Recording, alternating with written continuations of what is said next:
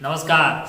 मेरा नाम है सुरेंद्र कुमार और एक बार पुनः आप सभी का दक्षिणा ई क्लासरूम में बहुत बहुत स्वागत। हम बात करने वाले हैं अपना टेस्ट जो है cumulative test 2 JEE Main pattern. तो इसके पेपर के डिस्कशन की बातें अपने को करने का है। उम्मीद है कि आपकी पढ़ाई लिखाई सही चल रही होगी और आप जो है अपनी ओर से पूरी एफर्ट लगा रहे होंगे और फिर उसके बाद जो भी आ रहा है वही बेस्ट है। मतलब आप अपनी ओर से पूरा एफर्ट लगाइएगा, जितना हो पा रहा है फिर उसमें खुश रहिए, क्योंकि हम मैक्सिमम क्या कर सकते हैं, अपनी ओर से अपना पूरा एफर्ट लगा सकते हैं और उसके बाद जो आ रहा है दैट्स ऑल, मतलब है ना। और फिर ट्राई कीजिए कि भाई उससे अच्छा जो है नेक्स्ट वाले टेस्ट में करने की कोशिश करें, बस उतना ही है। अब 100% मार्क्स लाना ऐसा अपना कोई टारगेट नहीं है और आते भी नहीं है। आप जो भी है, मतलब जो भी आपके टेस्ट में नंबर आ रहे हैं, आप कोशिश कीजिए कि नेक्स्ट वाले टेस्ट में उससे आप अच्छा करें। हर टेस्ट से कुछ ना कुछ जो गलतियां हो जाती है, जो टाइम मैनेजमेंट का प्रॉब्लम होता है, जो सिली मिस्टेक्स हो जाती है या कोई भी कॉन्सेप्चुअल मिस्टेक आपसे होती है, तो फिर नेक्स्ट वाले टेस्ट में कोशिश कीजिए कि वो दोबारा से रिपीट नहीं। बाकी मतलब हैप्पी रहिएगा, वो ज़्यादा ज़रूरी है और चिल रहिए, सब कुछ सही होता है।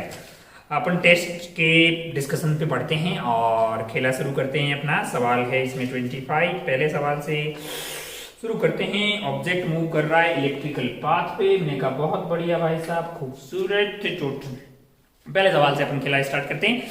सवाल है कि एक ऑब्जेक्ट है जो अलॉन्ग इलेक्ट्रिकल पाथ में मूव कर रहा है यूनिफॉर्म रफ्तार से। मैंने कहा ठीक है भैया, इलेक्ट्रिकल पाथ पे चला लेते हैं। इलेक्ट्रिकल पाथ जानते हैं आप कैसा होता है, इलिप्स वाली शेप का हो गया है ना।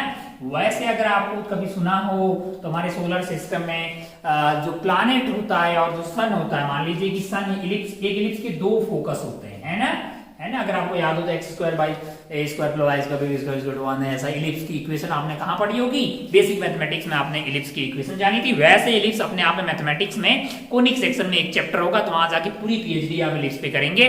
ग्रेविटेशन में अपन बात करेंगे कि भाई इलेक्ट्रिकल पाथ में क्या होता है, प्लैनेट चलता है। कौन, ये अपना मान लो कि सन हो गया है यहाँ पे, तो यहाँ पे मान लीजिए कि ये क्या है, प्लैनेट है जो इस सन के अराउंड घूम रहा है। ये अपनी धरती माता होगी और ये अपना सन हो गया। धरती माता इसमें इलिप्टिकल पाथ के अराउंड घूमती है। केपलर साहब का लॉ भी है ऐसा। खैर, हमें उससे कोई मतलब नहीं, हम अपने सवाल पे आते हैं। Object moves along elliptical path with a constant speed v, magnitude of difference of velocity of particle at any two instant will be. अच्छा, ये हर पॉइंट पे कांस्टेंट स्पीड से जा रहा है। जैसे मान लीजिए कि इसकी रफ्तार यहाँ पे v है, तो रफ्तार हर पॉइंट पे v होगी, यानी यहाँ पे v होगी। यहाँ पे भी अगर लिया जाएगा तो इसकी रफ्तार इधर की तरफ v होगी, यहाँ पे इसकी v होगी। तो इसकी वेलोसिटी वेक्टर का मैग्नीट्यूड जो है वो हमेशा v है, वो हमेशा क्या है, v है। अगर आप ध्यान से देखें तो हमें क्या पूछा है, हमें पूछा है कि भाई बहुत आसान सी चीज पूछी, magnitude of difference of velocity of particle any two instant. मैंने कहा अगर ध्यान से देखें, ये यहाँ पे ऐसा था तो इसमें मैक्सिमम चेंज क्या हो गया है कि इसको जस्ट उल्टा हो गया। यहाँ पे आप ध्यान दीजिए, ये देखिए, ये वेक्टर इधर की तरफ था वेलोसिटी का, वो जस्ट ऑपोजिट हो गया है, पूरा चेंज हो गया इसमें, है ना। और इन दोनों में जो चेंज आएगा वही मैक्सिमम होगा। अब आप ध्यान से देखिएगा कि भैया आपका v पहले ऐसे हुआ करता था, फाइनली ऐसा हो गया है। इन दोनों वेक्टर का डिफरेंस तो बता सकते हो ना आत्माओं, दोनों का डिफरेंस लेंगे तो भाई v, अगर ये v है, अगर ये v है तो ये क्या माइनस v नहीं होगा, v minus of v 2v नहीं हो जाएगा। अरे जानते हैं ना भैया, ये आपके पास कोई वेक्टर a है, ये वाला वेक्टर क्या है, a है, इसी को आप इधर कर देंगे तो माइनस ऑफ a वेक्टर हो जाएगा। डिफरेंस क्या हो जाएगा, फिर डिफरेंस आपका 2 वेक्टर a हो जाएगा, है ना। अच्छा भाई साहब, बहुत बढ़िया, ट्वाइस ऑफ वेक्टर a। तो यहाँ पे जो है आपके डिफरेंस का जो है, इसके किसी भी पॉइंट पे जो मैग्नीट्यूड आएगा डिफरेंस का, वो मैक्सिमम क्या हो सकता है, 2v हो सकता है कि नहीं है। 2v से ज्यादा तो पॉसिबल ही नहीं है। अब अपन ऑप्शंस पे जाते हैं और देखते हैं। आसान सवाल था, ग्रेटर देन v ऑलवेज। मैंने कहा जरूरी नहीं है भाई, अरे यार यहाँ पे v होगा, थोड़ी देर बाद में ये v ऐसे ऐसे होगा, थोड़ी देर बाद में ये v ऐसे है, ऐसे करके एक बार v ऐसे भी हो जाएगा। जैसे अगर आप ध्यान से देखें, यहाँ पे ऐसा और फिर एक पॉइंट पे ये जस्ट हॉरिजॉन्टल ऐसा होगा, तो ये v यहाँ पे यहाँ इस वाले केस में क्या होगा, ये आपका इनिशियल है, ये आपका फाइनल है। तो फाइनल माइनस इनिशियल, यानी कि फाइनल माइनस इनिशियल। जैसे मैं इस पॉइंट ये वाले v और ये वाले v का डिफरेंस लूं तो ये v और ये v यानी फाइनल माइनस इनिशियल, ये आपका इस पर्टिकुलर केस के लिए डिफरेंस वाला वेक्टर हो जाएगा। ये कितना होगा, ये तो √2v हो गया, है कि नहीं, √2v हो गया। तो डिफरेंस अगर आप ध्यान से देखें तो यहाँ से इसके जस्ट बाद वाले, जस्ट एक फ्रैक्शन ऑफ सेकंड के बाद वाले में डिफरेंस बहुत कम होगा। यहाँ बढ़ते बढ़ते कितना हो गया, √2v हो गया। यहाँ बढ़ते बढ़ते कितना हो गया, 2v हो गया मैक्सिमम। फिर उसके बाद और कम होने लगेगा, फिर उसके बाद और कम होने लगेगा। ओहो, तो अगर आप ध्यान से देखें तो भैया मैक्सिमम हो सकता है 2v। मैक्सिमम क्या हो सकता है, 2v। अच्छा भाई साहब, बहुत बढ़िया। ओहो, ग्रेटर देन v ऑलवेज, मैंने कहा नहीं, लेस देन v ऑलवेज, मैंने कहा पागल है क्या, greater than 2v always, 2v से तो बड़ा हो ही नहीं सकता। लेस देन और इक्वल टू 2v, मैंने कहा हाँ। मैक्सिमम क्या हो सकता है, मैक्सिमम 2v हो सकता है। ये v है तो ऐसे चला गया, तो क्या हो गया है 2v। तो एक वेक्टर का सवाल बोल सकते हैं, बहुत ही ज्यादा आसान किस्म का सवाल। आपका ऑप्शन इसमें कौन सा जाएगा, 4 वाला ऑप्शन आपका आंसर हो जाएगा। तो आप इसको टिक करके आगे बढ़ सकते थे। ये सबका सही होना चाहिए था, मतलब सारे सवाल सही हो जरूरी नहीं, कुछ सवाल ऐसे होते हैं जो सबके सही होने चाहिए। तो ये पहला वाला सवाल वैसा वाला सवाल है जो हर प्राणी का सही होना चाहिए था। अगर आप अच्छे से पढ़ते तो इस सवाल को पक्का सही कर लेते। चलिए भाई साहब, है ना, चलिए आगे बढ़ते हैं सवाल नंबर 2 पे, आगे बढ़ते हैं सवाल नंबर 2 पे। थोड़ा डिफिकल्ट चल रहा होगा ऑनलाइन पढ़ाई, मजा नहीं आता है उतना ऑफलाइन ना, है ना। अब देखिए जरा, एक जमाना हुआ करता था ऑनलाइन लग्जरी हुआ करता था, अब यहाँ पे ऑफलाइन कोचिंग जो है वो लग्जरी बन गया है। जिसके पास ऑफलाइन एक्सेस है वो अमीर आदमी है। खैर कोई बात नहीं, वक्त वक्त की बात है। आगे बढ़ते हैं और काम की बात करते हैं। सवाल नंबर 2, सवाल नंबर 2 क्या है, जरा ध्यान से देखिए क्या है सवाल number 2। In the adjoining figure pulley block arrangement is given assuming pulley and the string ideal, calculate the acceleration of point P। इसका फोटो बना लेते हैं। और इस तरह के सवाल खूब सारे किए। मैं तो चाहता हूं कि मतलब आप जो सवाल बेसिक वैरायटी के पहले आपने कर रखे वो तो एग्जाम में पक्का सही करो, है ना। ये आपका सही होना ही चाहिए था। क्या पूछा है, एक्सेलरेशन वगैरह पूछा है। पहले फोटो बना लेते हैं। यहाँ पे आपके लगा रखा है 10 kg का ब्लॉक। मैंने कहा बहुत बढ़िया भाई साहब, बहुत ही खूबसूरत। ओहो हो, इधर यहाँ पुली, यहाँ पे है आपके लिए 2 kg का ब्लॉक, ये वाला है आपका 2 kg का ब्लॉक। अच्छा, यहाँ पे एक पॉइंट P है और ये जो फोर्स लगाया जा रहा है वो है आपका 30 न्यूटन। अब आप ध्यान से देखें, इस वाले धागे में टेंशन T रहेगी, धागा सेम है, टेंशन T, और यहाँ पे आपके लिए टेंशन रहेगी T, और T से यहाँ पे हो जाएगी 2T। और अगर आप ध्यान से देखोगे T तो T की वैल्यू क्या है, यहाँ पे 30 न्यूटन है। क्या है, 30 न्यूटन है। इस पे क्या लग रहा होगा, मैंने कहा इस पे 100 लग रहा होगा, और इस पे क्या लग रहा होगा, मैंने कहा इस पे 20 का mg लग रहा होगा। इसमें कोई दोहराई वाली बात नहीं है। मैंने कहा अच्छा भाई साहब, बहुत बढ़िया, बहुत ही खूबसूरत। अब अगर आप ध्यान से देखें तो हमसे क्या पूछा है, हमसे पूछा है P का acceleration, find the acceleration of point P। मैंने कहा बहुत बढ़िया भाई साहब, माना कि इसका एक्सेलरेशन ऊपर की तरफ a1 है। ओ हो, इसका एक्सेलरेशन क्या है, a1 है। अच्छा कितना होगा a1, अरे t की वैल्यू तो 30 है ना, t की वैल्यू 30 है। तो अगर आप देखेंगे 30 माइनस 20 कितना हो गया है, 10 हो गया, 10/2। तो a1 इज इक्वल टू क्या आ जाएगा, 5 मीटर पर सेकेंड स्क्वायर। मैंने कहा बहुत बढ़िया भाई साहब, बहुत ही खूबसूरत। T 2T, यानी कि अगर आप ध्यान से देखें तो ये आपके लिए है 60 न्यूटन। क्या है, 60 न्यूटन। और ये क्या है, मैंने कहा ये 100 है, 100 और 60 में 100 बड़ा है, यानी 40/10 यानी कि 4 मीटर पर सेकेंड स्क्वायर। अगर इसका एक्सेलरेशन a2 मान लूं तो डाउनवर्ड आएगा 4 मीटर पर सेकेंड स्क्वायर। अगर इसका acceleration 4 metre per second square है तो भाई साहब आप तुरंत बता देंगे कि अलोंग दिस धागा एक्सेलरेशन सेम होना चाहिए। इसका मतलब ये वाली पुली का एक्सेलरेशन क्या है, ये वाली पुली का एक्सेलरेशन डाउनवर्ड है, कितना, 4 मीटर पर सेकेंड स्क्वायर। अच्छा भाई साहब, बहुत बढ़िया, बहुत ही शानदार, बहुत ही खूबसूरत। अब अगर आप ध्यान से देखिए, मैं इस पुली का फोटो बना रहा हूं। ये वाली पुली का खुद का एक्सेलरेशन क्या है, मैंने कहा नीचे की तरफ है 4 मीटर पर सेकेंड स्क्वायर, और ये धागा ऊपर की तरफ एक्सेलरेट हो रहा है 5 मीटर पर सेकेंड स्क्वायर से, है ना।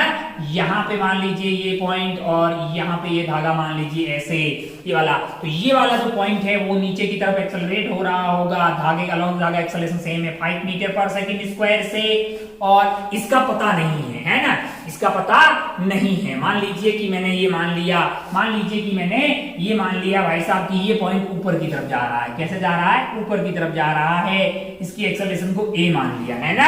अच्छा भाई साहब बहुत बढ़िया, बहुत ही खूबसूरत। मान लो कि मैंने ऊपर को पॉजिटिव बोल दिया। ऊपर को क्या बोल दिया है? पॉजिटिव। तो ये a हो जाएगा plus minus of 5/2 that is equal to -4। आपको याद है ना, acceleration of a plus acceleration of b divided by 2 is equal to acceleration of pulley. Velocity के लिए भी ऐसा बोलते थे। देखिए जरा, तो a - 5 is equal to minus of 8। तो a की वैल्यू क्या आ रही है? -3। इसका मतलब मैंने जो माना है ऊपर की तरफ, लेकिन ये कहां आ रहा है? ये नीचे आ रहा है। कैसे आ रहा है? 3 मीटर पर सेकंड स्क्वायर की एक्सेलरेशन से आ रहा है। ओह, अगर ये 3 मीटर पर सेकंड स्क्वायर की एक्सेलरेशन से नीचे आ रहा तो ये पॉइंट P किधर जा रहा होगा? Point P।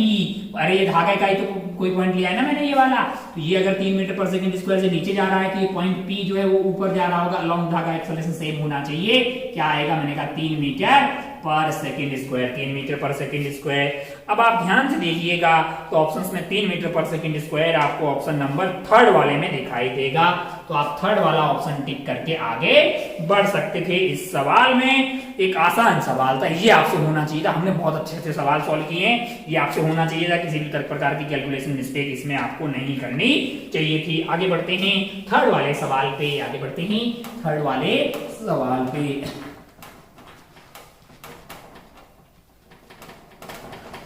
अब जरा ध्यान से देखिए। मात्र आपको पहले ही वो बोल चुका है कि अगर आप ईमानदारी से सारे लेक्चर्स देखते हैं और होमवर्क करते हैं तो चीजें आपको आसान लगेगी, है ना। ये हम बहुत अच्छे लेवल की बातें ऑलरेडी क्लास में करते हैं। तीसरा सवाल देखिए जरा ध्यान से। तीसरा सवाल में फोटो वोटो कुछ बना रखा है तो हम भी बना लेते हैं पहले, फिर सवाल को पढ़ते हैं कि यहाँ पे 2 धागे वागे लगा रखे। आइए पढ़ते हैं सवाल। 2 men of unequal masses hold the 2 section of the light rope passing over the smooth light fully. Which of the following is the impossible? कौन सा पॉसिबल नहीं है? मैंने कहा 2 आदमी, भाई एक आदमी को यहाँ रख दीजिए और एक आदमी को यहाँ पे रख दीजिए। मान लो कि ये मास m1 का है, ये मास m2 का है ना। अच्छा, मास अलग अलग है। अब अपन ऑप्शंस पढ़ते हैं। पहले फर्स्ट वाला ऑप्शंस पढ़ते हैं। क्या बोल रहा है? Lighter man is stationary while the heavier mass slide with some acceleration. मान लीजिए कि मैंने ये मान लिया कि m1 बड़ा है m2 से, है ना। तो m1 मेरे लिए क्या हो गया है? वो हेवियर हो गया। लाइटर मास इज स्टेशनरी है, मतलब ये वाला मेरे लिए स्टेशनरी रहे। क्या ऐसा हो सकता है? मतलब पॉसिबिलिटीज की बात। While the heavier mass slide with some acceleration. मैंने कहा अगर अपन ध्यान से देखें भाई, दोनों में क्या सेम होना चाहिए? इस धागे में टेंशन सेम होगी, इसमें कोई दोहराई वाली बात नहीं है। अब अगर ये स्टेशनरी है, कौन सा वाला? लाइटर वाला, तो इसका मतलब नीचे की तरफ इस पे जो m2g लग रहा है, यानी टेंशन जो है वो m2g के बराबर ही होना चाहिए, है कि नहीं यार। और इस पे नीचे क्या लग रहा है? मैंने कहा m1g लग रहा है। हो ऊपर क्या लग रहा है? t लग रहा है। m1 बड़ा है यानी m1g बड़ा है। अब आप ध्यान से देखिएगा, अगर आप मैं सूडो की भाषा में बात करूं तो सूडो किधर लगना चाहिए? अरे m1g बड़ा है, सूडो इसकी हेल्प करना, किसकी हेल्प करेगा? ऊपर की तरफ जाएगा। ये मतलब ये भाई साहब अगर ऊपर की तरफ एक्सेलरेट होंगे, ये भाई साहब अगर सॉरी m2g छोटा है सॉरी, तो ये अगर नीचे की तरफ एक्सेलरेट होंगे, ये अगर नीचे की तरफ एक्सेलरेट होंगे तो सूडो किधर लग जाएगा? ऊपर की तरफ लग जाएगा सूडो। अगर ये नीचे की तरफ एक्सेलरेट हो रहा होगा तो अगर आप ध्यान से देखिएगा, नीचे की तरफ एक्सेलरेट हो रहा है, अगर आप सूडो से बात करेंगे तो आप क्या बोलेंगे? इस पे नीचे क्या लग रहा है? m1g लग रहा है। ऊपर क्या लग रहा होगा? टेंशन लग रहा होगा। और क्या लग रहा होगा? मैंने कहा इस क्या लग रहा होगा? m1 इंटू a लग रहा होगा। m1 इंटू a लग रहा होगा। अब अगर आप ध्यान से देखें तो टेंशन की वैल्यू यहां से क्या आ जाएगी? m1 into g minus a। m1 into g minus a। हाँ, ये बात सत्य है कि m1 इंटू g जो है वो m2g से बड़ा है, लेकिन m1g माइनस m1a, क्या ये वाली वैल्यू m2g के बराबर हो सकती है? मैंने कहा बिल्कुल हो सकती है। हो सकती है नहीं हो सकती भाई साहब? क्योंकि g माइनस a जो है इन उसको m1 से मल्टीप्लाई करें। हाँ, ये बात सत्य है कि m1g जो है वो m2g से बड़ा है ना। पर माइनस अगर हमने m1a कर दिया तो ये पॉसिबल केस है। ये पॉसिबल केस है, बहुत आसान है, ऐसे ही मैं ज्यादा डेप्थ में बता रहा हूँ। फर्स्ट वाला हो सकता है। अब इसका जस्ट उल्टा बोल रहा है सेकंड वाला, the heavier man is stationery. अब अगर अपन इसको स्टेशनरी रखना चाह रहे हैं, यानी कि हम क्या चाह रहे हैं कि ये जो भाई साहब हैं ये जो स्टेशनरी रह जाए, ये क्या हो जाए? स्टेशनरी रह जाए, यानी कि नीचे m1g लग रहा हो। इसका मतलब टेंशन अब जो होगी वो m1g के बराबर हो, है कि नहीं यार? तो ये अगर स्टेशनरी रहे, ये M2G वाला, M2 वाला अगर स्टेशनरी रहे तो उस वाले केस में तो M2G लगेगा सिर्फ अकेला, है कि नहीं है टेंशन। तो वैसे वाले में ये स्टेशनरी रह ही नहीं सकता, तो इसको क्या करना पड़ेगा, इसको ऊपर की तरफ, ये अगर ऊपर की तरफ एक्सेलरेट हुआ तो हाँ, तो अगर ये ऊपर की तरफ एक्सेलरेट हुआ तो इससे क्या होगा, इससे क्या होगा कि सूडो जो है अपन कंसीडर कर देंगे नीचे की तरफ M2G, तो सॉरी M2 into A, तो क्या M2G प्लस M2A M1G को बैलेंस कर लेंगे। मैंने कहा हाँ ऐसा हो सकता है ना कि M1G जो है टेंशन आपके पास हो जाएगी M1G that is equal to M2 into G plus A, इसमें कोई दोहराए वाली बात नहीं है, ऐसा हो सकता है। हाँ बिल्कुल ये पॉसिबल केस है। The heavier man is stationary while the lighter man climb with some acceleration. कहा हाँ ऊपर की तरफ जाएगा, नीचे नहीं आ सकता, ऊपर की तरफ कुछ एक्सेलरेशन से जाए तो ये पॉसिबल है, वो एक्सेलरेशन यहां से सॉल्व करके निकाली भी जा सकती है। तो फर्स्ट केस डन है भाई साहब, सेकंड केस भी पॉसिबल है। आप ये बोल रहा कि कौन सा इम्पॉसिबल है, मैंने कहा थर्ड देखते हैं क्या है थर्ड वाला केस, जरा ध्यान से देखिए। थर्ड वाला केस है आपके लिए two man slide with same acceleration in same direction. मैंने कहा फिर पॉसिबल नहीं है, आप समझ जाएंगे अब कैसे पॉसिबल नहीं है। मैंने कहा अगर ये M1 से और ये M2 वाला है और मान लो कि दोनों की एक्सेलरेशन ऊपर की तरफ है, मान लें कि दोनों की एक्सेलरेशन A है, फिर टेंशन आपकी अलग अलग आ जाएगी जो कि पॉसिबल नहीं है। टेंशन क्या आ जाएगी M1G प्लस A, अरे सुनो यहां से ये आ जाएगा और यहां से क्या आ जाएगा M2 into G plus A, पर M1 और M2 तो सेम नहीं है तो टेंशन फिर सेम नहीं आएगी। और एक ही धागे में जो कि मासलेस हो उसमें टेंशन अलग अलग नहीं हो सकती, तो ये विचार हमारा गलत है कि दोनों एक ही डायरेक्शन में एक्सेलरेट हो, ये पॉसिबल नहीं है। Two man move with acceleration of same magnitude in opposite direction, हाँ यस वो पॉसिबल हो सकता है। हाँ कैसे कैसे कैसे कैसे मैंने कहा भैया ऐसा हो सकता है कि आपके पास बड़ा कौन है, M1 बड़ा है ना, M1 बड़ा है तो यहाँ पे ये वाली वैल्यू M1G माइनस A करके उसको M2G प्लस A कर सकते हैं, ये हो सकता है क्योंकि M1 जो है बड़ा है तो ये पॉसिबल है, इसे सॉल्व करके A की एक वैल्यू आ जाएगी। तो फोर्थ वाला पॉसिबल है पर थर्ड वाला पॉसिबल नहीं है, इतना टेंशन आप मान लीजिए पॉसिबल है। अच्छा भाई साहब बहुत बढ़िया, बहुत ही खूबसूरत। हमको बोला था कि कौन सा इम्पॉसिबल है, तो आपका जवाब होगा थर्ड वाला जो ऑप्शन है वो इम्पॉसिबल है, तो आप 3 टिक करके आगे बढ़ सकते थे। That's all. मतलब ये सवाल भी उतना कोई टफ नहीं था, ये आप आराम से सॉल्व कर सकते थे। चलिए आगे बढ़ते हैं, ये था हमारा सवाल नंबर 3। आगे बढ़ते हैं सवाल नंबर 4 पे।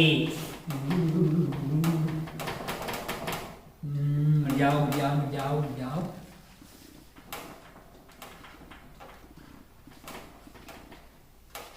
सवाल नंबर 4 क्या है सवाल नंबर 4, जरा ध्यान से देखिए। सवाल नंबर 4 में कुछ ग्राफ दिए हुए हैं और which graph shows the best Vicky graph हमें पता करना है, कुछ बात दी हुई है उसके बारे में। अच्छा भाई साहब एक graph object launch vertically in the air resistance जो है, एयर रेजिस्टेंस कैसे वेरी कर रहा है, माइनस ऑफ केवी है ना। अच्छा बहुत बढ़िया, के माइनस ऑफ केवी मतलब वेलोसिटी की जस्ट अपोजिट डायरेक्शन में। अच्छा भाई प्रोजेक्ट कर रहे हो आप भी कुछ रफ्तार से, तो अगर आप इसको ऊपर की तरफ कुछ रफ्तार मान लो कि v0 आपने इनिशियली दे दी है, किसी भी पॉइंट पे इसकी रफ्तार मान लो कि हो गई है v, है ना, टॉप मोस्ट पॉइंट पे ये 0 हो जाएगी। तो इस पूरी यात्रा के दौरान इस पे नीचे क्या लग रहा होगा, मैंने कहा ऊपर की तरफ जब यात्रा कर रहे होंगे तब mg भी नीचे लग रहा होगा और kv भी क्या लग रहा होगा, नीचे लग रहा होगा, है ना।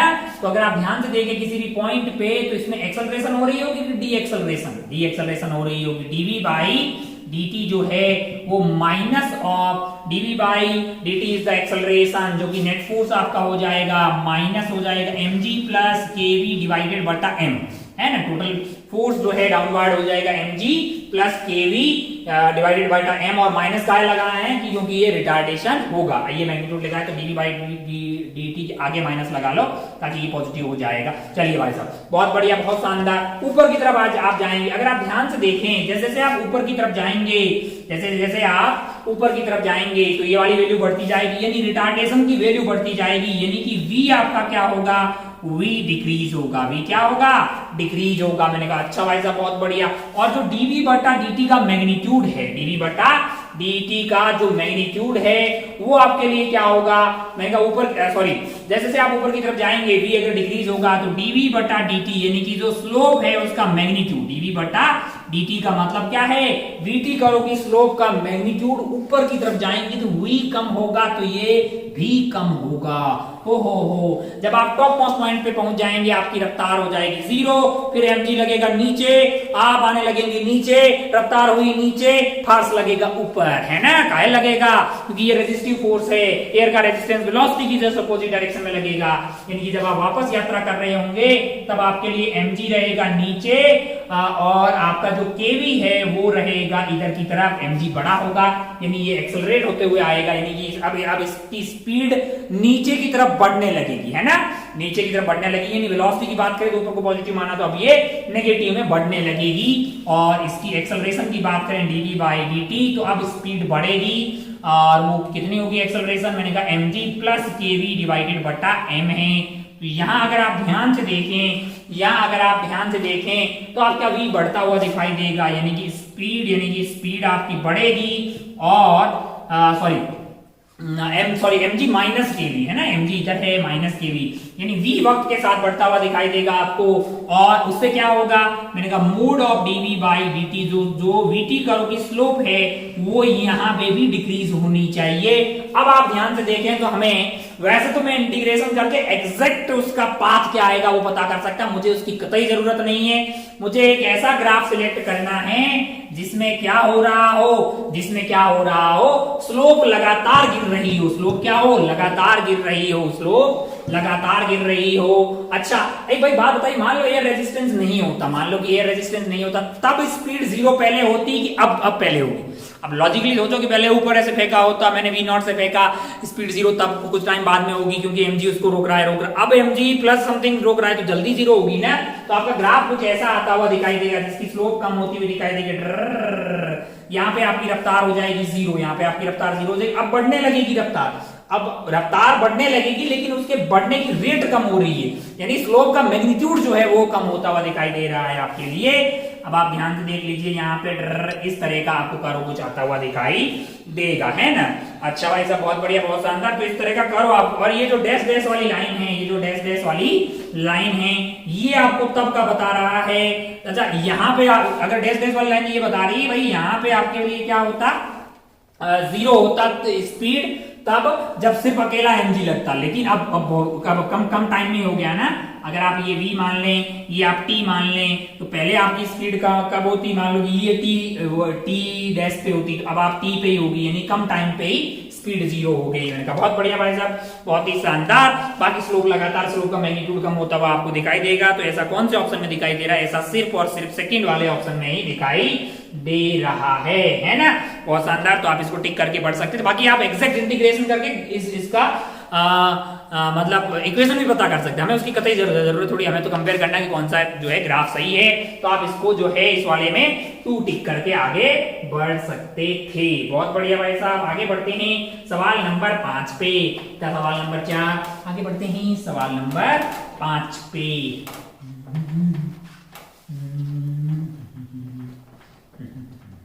क्या है सवाल नंबर 5, जरा ध्यान से देखिए। सवाल नंबर 5 क्या है सवाल नंबर 5, जरा ध्यान से देखिए।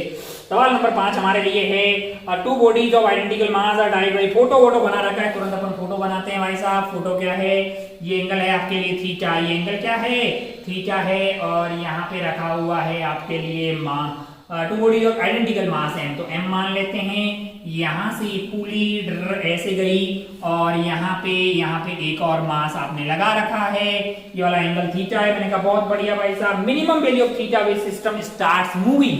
थीटा की वैल्यू मिनिमम क्या होगी जिससे कि ये स्टार्ट हो जाए मूव करना। यहाँ पे स्लोप मतलब जो कोफिशिएंट ऑफ फ्रिक्शन है वो म्यू है। अगर आप ध्यान से देखें जिसको चलाना कौन चाहता है, मैंने कहा mg sin थीटा। इसमें टेंशन आएगी कब, मैंने कहा जब यहाँ की फ्रिक्शन मैक्सिमम औकात तक पहुंच गई होगी, जो कि होगी म्यू mg cos थीटा।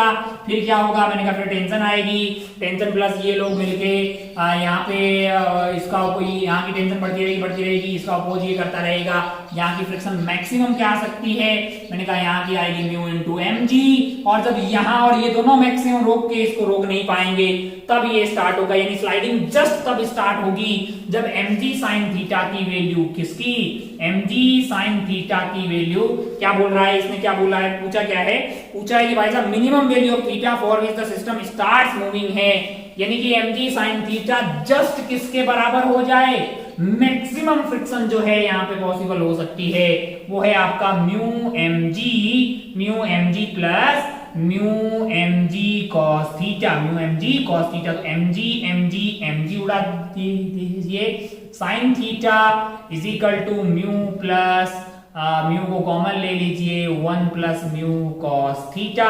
अब अगर आप ध्यान से देखिए आगे ये सवाल में हमको थीटा निकालना है, थोड़ी सी मेहनत है यार इसमें, मेहनत इन द सेंस की कैलकुलेशन है। अब आप साइन थीटा को कोस थीटा की भाषा में लिख सकते हैं, साइन स्क्वायर थीटा होगा 1 minus cos square theta, root ले लीजिए तो ये बन जाएगा 1 minus cos square theta that is equal to mu into 1 plus mu cos theta. थोड़ा सा खराब है, मैं यहाँ पे कॉस थीटा को टी मान ले रहा हूँ, फिर स्क्वायर कर दे रहा हूँ, तो ये 1 माइनस टी का स्क्वायर लिखा हुआ है, और यहाँ पे आपके लिए क्या हो जाएगा, यहाँ पे ये हो जाएगा mu into 1 plus mu T का होल स्क्वायर, यानी कि ये और ये। अब आप इसको है ना सोल्व करके आगे क्या कर देंगे, टी निकाल देंगे, जो वैल्यू आएगी उसको क्या लिख देंगे, कोस थीटा। अगर आप इसको सोल्व कर रहे हैं तो 1 माइनस म्यू, ये वाली वैल्यू क्या हो रही है, मैं लिख दे रहा हूं, मैंने अभी भी सोल्व किया है इसको, mu square T square 2t mu square plus mu square, square दिया है, कोई बहुत तगड़ी रॉकेट साइंस है नहीं, फिर क्वाड्रेटिक बना दो, mu plus 1t square plus 2t mu square plus mu square minus 1 is equal to 0। अब क्या है, टी स्क्वायर में क्वाड्रेटिक बन गई है, श्रीधराचार्य फॉर्मूला लगाइए, minus b plus minus under root of b square minus 4ac divided by 2a। ये करेंगे तो ये वैल्यू आ रही है t is equal to minus of 2 mu square plus minus under root of 4 mu square minus of 4 mu की power 4 minus 1 divided by twice of mu square plus 1, रद्दी सा खटिया सा, इसको और सॉल्व करेंगे तो ये minus of 2 mu square plus minus 2 divided by twice of mu square plus 1। और मतलब कोस थीटा की वैल्यू 1 से बड़ी नहीं हो सकती, जब आप देखिएगा तो आपके लिए कोस थीटा आ रहा है 1 minus mu square upon 1 plus mu square. ये अगर कोस थीटा आ गया है, मतलब यही हमारा टी आया, और ये हमारे लिए क्या है, कोस थीटा, कोस थीटा को टी माना, तो यहाँ से हमारे लिए थीटा की वैल्यू क्या आ जाएगी। सवाल उतना कुछ टफ नहीं था, थोड़ा सा आपको यहाँ पे कैलकुलेशन करना है, cos inverse of 1 minus mu square upon 1 plus mu square, ये आपका जो है मतलब क्या है आपके लिए टी की वैल्यू आ गई, टी की वैल्यू बेसिकली कोस थीटा है। तो ये आंसर मिल जाए, थोड़ा सा आपको जिसमें कॉन्सेप्ट के हिसाब से फिजिक्स का कुछ नहीं है, थोड़ा सा गणित आपको यहाँ पे लगाना है कैलकुलेशन के लिए, वो बाकी सवाल में कोई बहुत ज्यादा दम नहीं है। ये सवाल नंबर था 5वां। आगे बढ़ते हैं अपन सवाल नंबर 6 पे। तो आंसर आपका कौन सा हो जाएगा भैया, cos inverse of 1 minus mu square 1 plus mu square, ये आपको ऑप्शन 4 में दिखाई दे रहा है। कौन से में, ऑप्शन 4 में, इसको टिक करके आप आगे बढ़ सकते थे। इस सवाल में अगर आपने थोड़ी सी कैलकुलेशन पेशेंस के साथ की होती तो आप आंसर तक आसानी से पहुंच जाते, है ना। बाकी आप और भी कर सकते हैं, कोस थीटा की जगह साइन थीटा को तब्दील कर दीजिए, ये कीजिए वो कीजिए, ठीक है, ये किया जा सकता है। बहुत बढ़िया, ये था सवाल नंबर 5। आगे बढ़ते हैं सवाल नंबर 6 पे। 6 वाला सवाल क्या बोल रहा है, हमें जरा ध्यान से देखें। 6 वाला जो सवाल है वो कुछ नहीं, पहले फोटो बनाते हैं भैया, मैकेनिक्स में पहले बनाइए फोटो, है ना, फिर सवाल पढ़ लीजिए। सवाल कोई बहुत तगड़ी चीज नहीं है अपने लिए।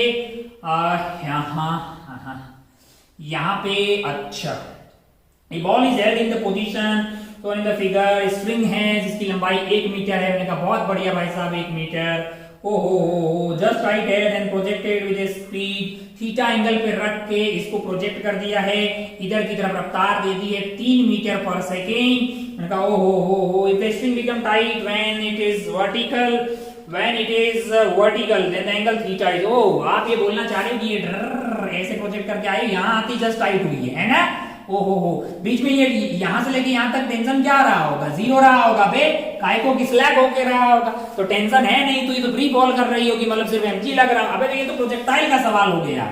एक प्रोजेक्टाइल है जिसको हाइट h से से 3 मीटर पर सेकंड की रफ्तार से फेंक दिया गया है, वो इतना आगे आता है ना, ये बोला गया। अच्छा ये एंगल थीटा है, तो ये वाली दूरी आपके लिए क्या हो जाएगी 1 sin थीटा, तो ये वाली दूरी तो sin थीटा होगी भैया, 1 sin theta 1 into sin theta, और ये क्या हो जाएगा, ये वाली हो जाएगी 1 इंटू cos थीटा, तो 1 माइनस 1 cos थीटा, ये वाली वैल्यू हो जाएगी भाई साहब। ये आपकी हाइट होगी प्रोजेक्टाइल की और ये रेंज हो गई। अब ये सवाल है, इतना चोमू सवाल है ना, एक बिल्डिंग के ऊपर जाके इधर आप रफ्तार से फेंक देते थे तो लाल ये रेंज है बे, ये रेंज है, ये हाइट है ना, और ये आपकी इनिशियल रफ्तार है u, जो कि 3 मीटर पर सेकंड दिया हुआ है। क्या पूछा है भैया, थीटा पूछा है, कर लेगा क्या, कर लेगा ना रे, क्या करेगा, कुछ नहीं आता है तो पहले क्या कीजिए, टाइम ऑफ फ्लाइट निकालिए। कैसे निकालते हैं आप जरा ध्यान से देखिएगा, टाइम ऑफ फ्लाइट कैसे निकालेंगे। मैंने कहा वर्टिकल में आपको कि आपका जो डिस्प्लेसमेंट है वो है 1 माइनस कॉस थीटा,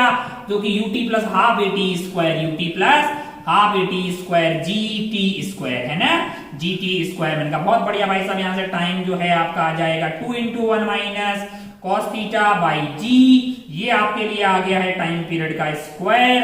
अपने को क्या चाहिए, मैंने कहा अपने को चाहिए t, और अच्छा जो रेंज है हमारे लिए वो आ जाएगी 3 इंटू टाइम, 3 इंटू टाइम यानी कि under root of 2 into 1 minus cos theta divided by g, that must be equal to sin theta, that must be equal to sin theta, 1 into sin theta। अरे यही तो, अब square कर लीजिए, solve कर लीजिए, स्क्वायर कर देंगे तो ये क्या हो जाएगा, 9 इंटू 2 18 हो गया है, तो 18 हो गया है, और नीचे आपके लिए क्या है 10 हो गया है ना, यहाँ पे 1 माइनस cos थीटा हो गया है, और यहाँ पे sin थीटा क्या है, sin थीटा है ना, तो ये आपका लिए हो गया है 9, और ये आपके लिए क्या हो गया है 5 हो गया है, तो 9 minus 9 cos theta is equal to 5 sin theta is equal to 5 sin theta. यार कितना शुक्ला सा आ रहा है क्या, 1 माइनस cos थीटा ये है, तो थीटा क्या है ये पूछा गया है आपसे, क्या पूछा गया है,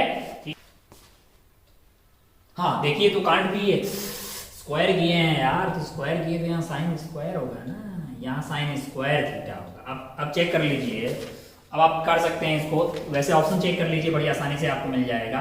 मान लो कि मैं मानूं कि थीटा क्या है 37 डिग्री, क्या है 37 डिग्री, तो ये हो जाएगा 9 माइनस 9 इंटू 37 डिग्री इज 4/5, मतलब जो है तो ये वैल्यू आ गई आपका 9 इंटू 1 माइनस 4/5 यानी कि 9/5 है ना, इधर भी 9/5 ही आ रहा है, क्या है हाँ 5 साइन स्क्वायर थीटा यानी साइन 3/5 यानी कि 9/25, 5 से 5 कट गया 9/5, तो थीटा की वैल्यू क्या हो गई है 37 डिग्री। बाकी आप सॉल्व भी कर सकते हैं, साइन स्क्वायर थीटा को आप क्या लिख सकते हैं, साइन स्क्वायर थीटा को 1 माइनस कोस स्क्वायर थीटा लिख दीजिए, फिर कॉस थीटा को t डाल दीजिए, सॉल्व करके आपके पास कॉस थीटा आ जाएगा, कॉस थीटा 4/5 आएगा, तो आपका थीटा जो है वो 37 डिग्री होगा। बाकी आप थोड़ा कैलकुलेशन का ध्यान रखिए, मतलब कैलकुलेशन मिस्टेक, ये तो इतना आसान था, स्क्वायरिंग। चलिए ये था 6, आगे बढ़ते हैं 7 वाले सवाल पे, आगे बढ़ते हैं अपन 7 वाले सवाल पे। बहुत आसान है भैया, कॉन्सेप्ट आपके ठीक होने चाहिए, बाकी जो है सवाल हो जाएंगे। यहाँ पे एक इंक्लाइन सरफेस है, ये एंगल आपको थीटा दिया हुआ है, और क्या किया गया है यहाँ पे v रफ्तार से 90 डिग्री के एंगल पे particle is projected from incline plane perpendicular as shown in the figure, if time taken to reach the point b is t, capital T time लग रहा है उसको कहां पहुंचने में, b पे, then AB is equal to, मैंने क्या किया है, मैंने क्या कर दिया, यही वाले एक्सिस को x ले लिया और ये वाले एक्सिस को क्या ले लिया है y। अगर आपने इंक्लाइन प्लेन पे पढ़ाई है आपने प्रोजेक्टाइल, तो बहुत ही आसान है, ये कोई बहुत टफ चीज है ही नहीं। अब आप ध्यान से देखिएगा, तो ये एंगल है आपका थीटा, तो ये वाला एंगल होगा थीटा, ये होगा 90 माइनस थीटा, और इधर है आपका g, तो यहाँ आएगा g cos theta, g cos 90 minus theta यानी कि g sin थीटा, इधर की तरफ एक्सेलरेशन रहेगा, इधर वाला रहेगा g cos थीटा, रहेगा कि नहीं रहेगा। अब आप ध्यान से देखिएगा, तो बोल रहा है कि if the time taken to reach the point B is capital T है, ये क्या है कैपिटल T है, यहां से यहां आने में यानी कि इसको कितना टाइम लग रहा है A से B आने में, टाइम ऑफ फ्लाइट आपको क्या दिया हुआ, t इज इक्वल टू 0 पे स्टार्ट हो रहा है, कैपिटल T पे यहाँ पहुंच रहा है ना, तो टाइम ऑफ फ्लाइट ये दिया हुआ। इस दौरान इसने कितनी दूरी कवर की है, मैंने कहा AB की है, तो आप x एक्सिस पे क्या लगा दीजिए s is equal to ut plus half a t square. Initial speed इस डायरेक्शन में क्या थी, 0 थी, तो 0 plus half a t square, half a t square. A क्या है आपका, एक्सेलरेशन है, कितना है वो जी साइन थीटा के बराबर है। कितना है, जी साइन थीटा इंटू आपके लिए क्या आ जाएगा, a is equal to ab, that is equal to ut plus half a t square, half a t square। ये आपका जो है ab वाली लेंथ हो जाएगी। अच्छा भाई साहब, बहुत बढ़िया, बहुत ही खूबसूरत। अब आप ध्यान से देखें तो आपका जो ऑप्शन है उसमें टी स्क्वायर नहीं है, वी है, तो किस तरह से अपन इन्वॉल्व कर सकते हैं उसको। ये जो टाइम ऑफ लाइट है, ये जो टाइम ऑफ लाइट है, ये कौन सी एक्सिस में आ रहा है, ये आपका आ रहा है वाई एक्सिस में। अच्छा, टाइम ऑफ लाइट होती क्या है, मैंने कहा टाइम ऑफ लाइट होती है twice of u y divided by acceleration in y. तो यहाँ पे इनिशियल स्पीड कितनी थी, मैंने कहा v थी। एक्सेलरेशन क्या है, एक्सेलरेशन क्या है आपके लिए y में, वो है g cos थीटा। क्या है, g cos थीटा। तो ये t स्क्वायर वाला जो है ना, इसको अपन क्या करते हैं, g sin theta divided by 2 into एक t रख देते हैं और एक t को ये रिप्लेस कर देते हैं, है ना। तो t स्क्वायर है ना, t इंटू टी, को ये रख दीजिए और एक को रख दीजिए 2b by g cos theta. g से g कट जाएगा, 2 से 2 कट जाएगा, तो आपका आंसर आ गया है vt tan थीटा, है ना। vt tan theta, v tan theta into T, tv tan theta, जो भी आपको लिखना है इसको लिख सकते हैं आप, वो tv tan थीटा, ये आपका आंसर हो जाएगा। बहुत ही रद्दी सवाल, ये आपका सही होना चाहिए। ऑप्शन 1 में आप जो है इसका वैल्यू आपको आता हुआ दिखाई देगा। ये तो सवाल नंबर 7। आगे बढ़ते हैं सवाल नंबर 8 पे। कौन से सवाल पे, सवाल नंबर 8 पे। उम्मीद है कि आपके भेजे में ये सारी बातें उतर रही है, कोई बहुत ज्यादा टफ चीजें हैं नहीं। अगर आप लॉजिकली चीजों को समझते हैं तो बड़ी आसानी से सारे सवाल सॉल्व किए जा सकते हैं। कॉन्सेप्ट आपके भेजे में उतरेगा तो सवाल कभी भी आपको टफ नहीं लगेगा। कोई फॉर्मूला नहीं लगाया है, ऐसे UT plus R T square लगाया है, आंसर निकाल लिए हैं। ये हो गया आपका भैया, कितना था, 7th वाला था। आगे बढ़ते हैं 8th वाले सवाल पे। आगे बढ़ते हैं 8th वाले सवाल पे। क्या है 8th वाला सवाल, फोटो बना लेते हैं घोड़े की रफ्तार से। अपने को पता है कि फोटो के बगैर अपना काम चलने वाला नहीं है। ये है भाई साहब थीटा, इसकी कुछ रफ्तार दी है, इधर v, इसका नाम a है, और यहाँ पता नहीं कोई है जो है ऊपर जा रहा है u से, किसके रेस्पेक्ट में वगैरह वगैरह अपन पढ़ लेते हैं। ये b है, ब्लॉक b है। ये क्या है, ब्लॉक b है। Block b moves with u relative to the wedge. अच्छा, if the velocity of wedge is v, what is the value theta so that the block b moves vertically as seen from the ground है। अच्छा, तो अगर आप ध्यान से देखें, velocity of b with respect to a is basically velocity of b minus velocity of a। हमको क्या चाहिए, b की रफ्तार चाहिए। Velocity of b will be velocity of a plus velocity of b with respect to a। अरे यार ठीक है कि नहीं है, ऐसा लिखा जा सकता है, इसमें कोई दोहराए वाली बात नहीं है। इसको इधर ले आए तो अगर आप ध्यान से देखें, अगर आप ध्यान से देखें तो आप क्या कर रहे हैं कि A वाले के रिस्पेक्ट में B वाले की रफ्तार किधर है, वो उधर है कि नहीं यार। तो अगर आपको क्या करना, आपको क्या चाहिए, velocity of B with respect to A आपको पता है ना। आपको क्या चाहिए, आपको चाहिए भाई साहब वेलोसिटी ऑफ B ग्राउंड के रिस्पेक्ट में माइनस वेलोसिटी ऑफ A। तो अगर आप ध्यान से देखें तो आपको वेलोसिटी ऑफ b चाहिए, आपको वेलोसिटी ऑफ a में क्या करना पड़ेगा, ये ऐड करना पड़ेगा, और रिजल्टेंट किधर आना चाहिए, रिजल्टेंट आपका आना चाहिए डाउनवर्ड। रिजल्टेंट क्या आना चाहिए, डाउनवर्ड आना चाहिए। मैंने कहा वेलोसिटी ऑफ a आपके लिए क्या है, वेलोसिटी ऑफ a जो है वो आपके लिए v इधर की तरफ है, और उसमें क्या ऐड करना चाह रहे हैं आप, उसमें आप ऐड करना चाह रहे हैं velocity of b with respect to a, जो कि कैसा है, जो कि आपके लिए है ऐसा। मैंने कहा अच्छा भाई साहब, बहुत बढ़िया, बहुत ही खूबसूरत। ये और इन दोनों का रिजल्टेंट आपका कैसा आना चाहिए, वर्टिकल आना चाहिए। यानी ये वेक्टर a है, ये वेक्टर b है, इन दोनों को जोड़ दिया तो ये आपका रिजल्टेंट है जो कि वर्टिकल आना चाहिए। अच्छा, और ये एंगल क्या है, ये थीटा है। हमको थीटा वीटा पे कमेंट करना है, कर सकते हैं क्या, हमको बिल्कुल। अच्छा, बहुत आसानी से आ गया ना यार। कॉस थीटा लिखिएगा यहाँ पे, ये 90 हो जाएगा, वर्टिकल है तो कॉस थीटा की वैल्यू क्या हो जाएगी आपके लिए, v बाई यू आ जाएगी। तो थीटा क्या हो जाएगा, यहाँ पे थीटा की वैल्यू हो जाएगी cos inverse of v by you, है ना। थीटा की वैल्यू क्या हो जाएगी, cos inverse of v by you, जो कि ये ऑप्शन आपको कहां दिखाई देगा, ये थर्ड वाले ऑप्शन में आपको ये बातें दिखाई देगी। बहुत बढ़िया भाई साहब, बहुत ही खूबसूरत ये 8th वाला सवाल, कोई बहुत ज्यादा टफ नहीं था, रिलेटिव वेलोसिटी का सवाल था और आपके लिए कोई बहुत ज्यादा उतना था नहीं, समझ लीजिएगा इसको।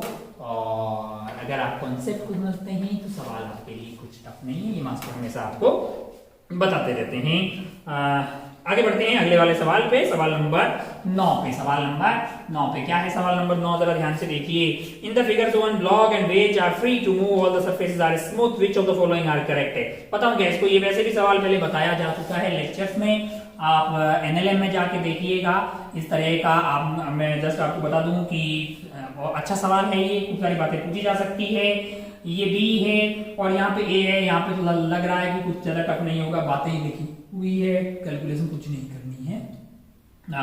ये ए, अच्छा अगर आप all the surfaces are smooth, तो हमने इसको रिलीज किया था, सारी बातें पता की थी, अगर तुम्हें याद हो तो इसकी एक्सेलरेशन a2 मानी थी, इसकी एक्सेलरेशन तो तीन मेथड से कर सकते हैं, a1x a1y, है ना, ये निकाला है कहां पे, एनएलएम में लेक्चर्स में इसको 3 मेथड से सॉल्व किया है। कितने मेथड से, 3। एक बार ऐसा मान लिया था, एक बार a1 की जो है a1 and tangential and a1 normal ऐसे मान के भी कर सकते हैं, कंस्टेंट लगेगा वेज ब्लॉक। एक बार क्या किया, रिलेटिव से भी किया था, रिलेटिव मोशन सूडो से भी हमने सॉल्व किया था, है ना। हमने सॉल्व किया था a2 की वैल्यू क्या आती है, a1 की वैल्यू क्या आएगी, नॉर्मल की वैल्यू क्या आएगी। अच्छा भाई साहब बहुत बढ़िया, बहुत अब इसके ऑप्शंस पढ़ते हैं। पहला बोल रहा है normal force on A due to B is equal to mg cos theta, equal to mg cos theta तब होता जब ये फिक्स होता।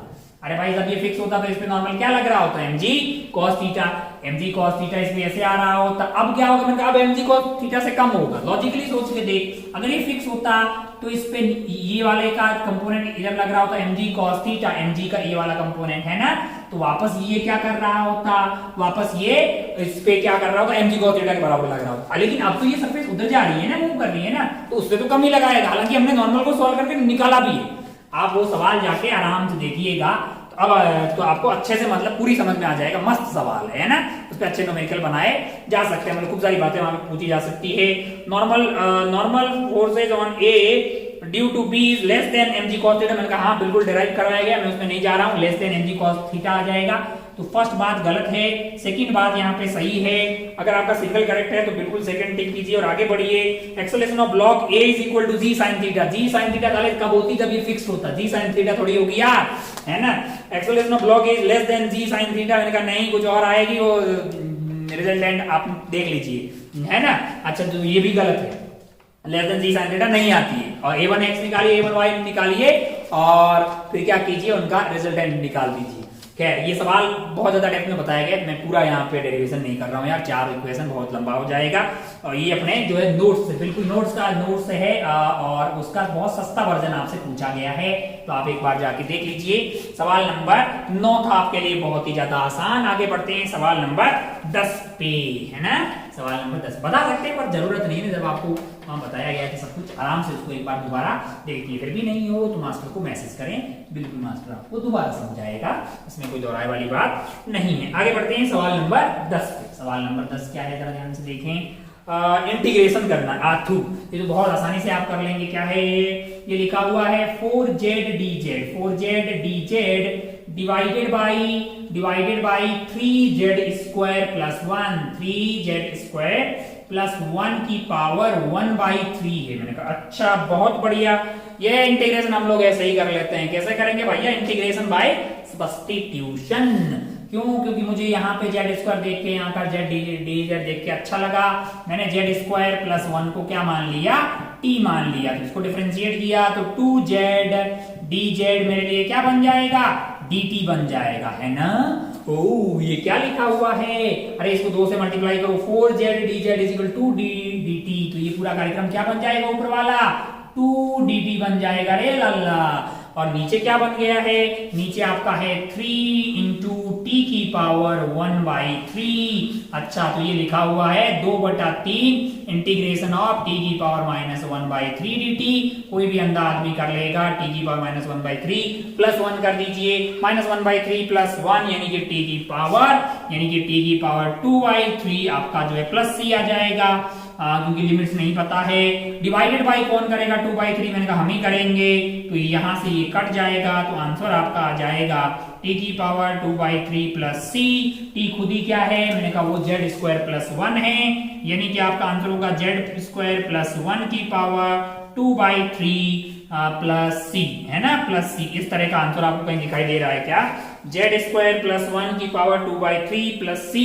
ये आपको दिखाई देगा ऑप्शन 2 में। कहां पे दिखाई देगा, ऑप्शन 2 में आपको दिखाई देगा, तो आप इसको टिक करके आगे बढ़ सकते थे। ये था हमारा सवाल नंबर 10, ये था हमारे लिए सवाल नंबर 10। बहुत बढ़िया भाई साहब, बहुत ही खूबसूरत। हो बढ़ते हैं आगे।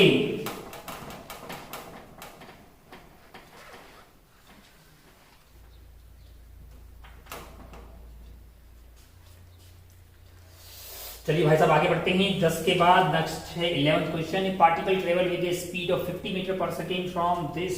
अच्छा सवाल नंबर 11। पार्टिकल जी पहले कहां थे भाई साहब, t इज इक्वल टू 0 पे पार्टिकल साहब था, इसकी पोजीशन है initial position r initial 2i cap plus 5j cap plus 5j cap पे हैं in a direction 3i cap minus 4j cap. अच्छा भाई साहब 50 मीटर पर सेकंड की रफ्तार है, तो वेलोसिटी उसकी क्या हो जाएगी, वेलोसिटी हो जाएगी, स्पीड आपको दी हुई 50 मीटर पर सेकंड और डायरेक्शन हो जाएगी 3i cap minus 4j cap divided by magnitude, यानी कि 5, तो ये हो गया आपका 10 यानी कि 30i cap minus 40j cap. ये है आपके लिए velocity.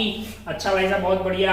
Find its position vector after 4 second, यानी कि t is equal to 4 second पे आपको r फाइनल बताना है। तो लल्लू पल्लू सवाल है, क्या लगाएंगे लाला, मैं लगाएंगे s is equal to ut plus half at square. a तो 0 है, ये गायब हो जाएगा। s बेसिकली क्या होगा, मैंने कहा r final minus r initial that is equal to u into t, और u जो आपकी इनिशियल स्पीड है वो है 10i cap minus 40j cap, और टाइम आपको क्या दिया है 4 सेकेंड। तो आपका r फाइनल जो आएगा यहां से वो आ जाएगा r initial is basically 2i cap plus 5j cap plus 30i cap minus 40j cap into आपका आ जाएगा 4।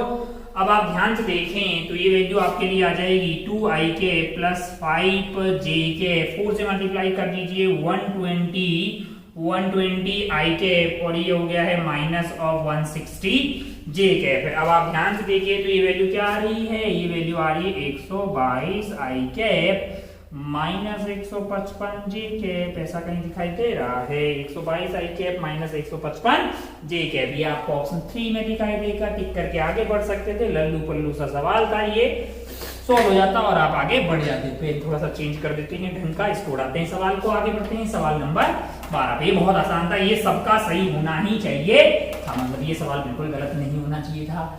आगे बढ़ते हैं सवाल नंबर 12 पे। सवाल नंबर 12 देखिए जरा ध्यान से। सवाल नंबर 12 क्या है, सवाल नंबर 12 जरा दे। सवाल नंबर 12 में फोटो है। अच्छा भाई साहब बहुत बढ़िया, तो फोटो बना लेते हैं। इस तरह का फोटो है, क्या है, यहाँ से नीचे गया, मैंने कहा ठीक है, यहाँ से यहाँ पे पुली लगा रखी है, बेहतरीन, यहाँ से पुली और इधर की तरफ जा रहा है ये हो गया आपका फिक्स। अच्छा भाई साहब बहुत बढ़िया। यहाँ पे एक ब्लॉक है, मैंने कहा इसका नाम क्या है, इसका नाम B है, और इससे आगे एक ब्लॉक है जिसका नाम है A। इस वाले ब्लॉक का नाम क्या है, A है। अच्छा भाई साहब बहुत बढ़िया, बहुत है खूबसूरत।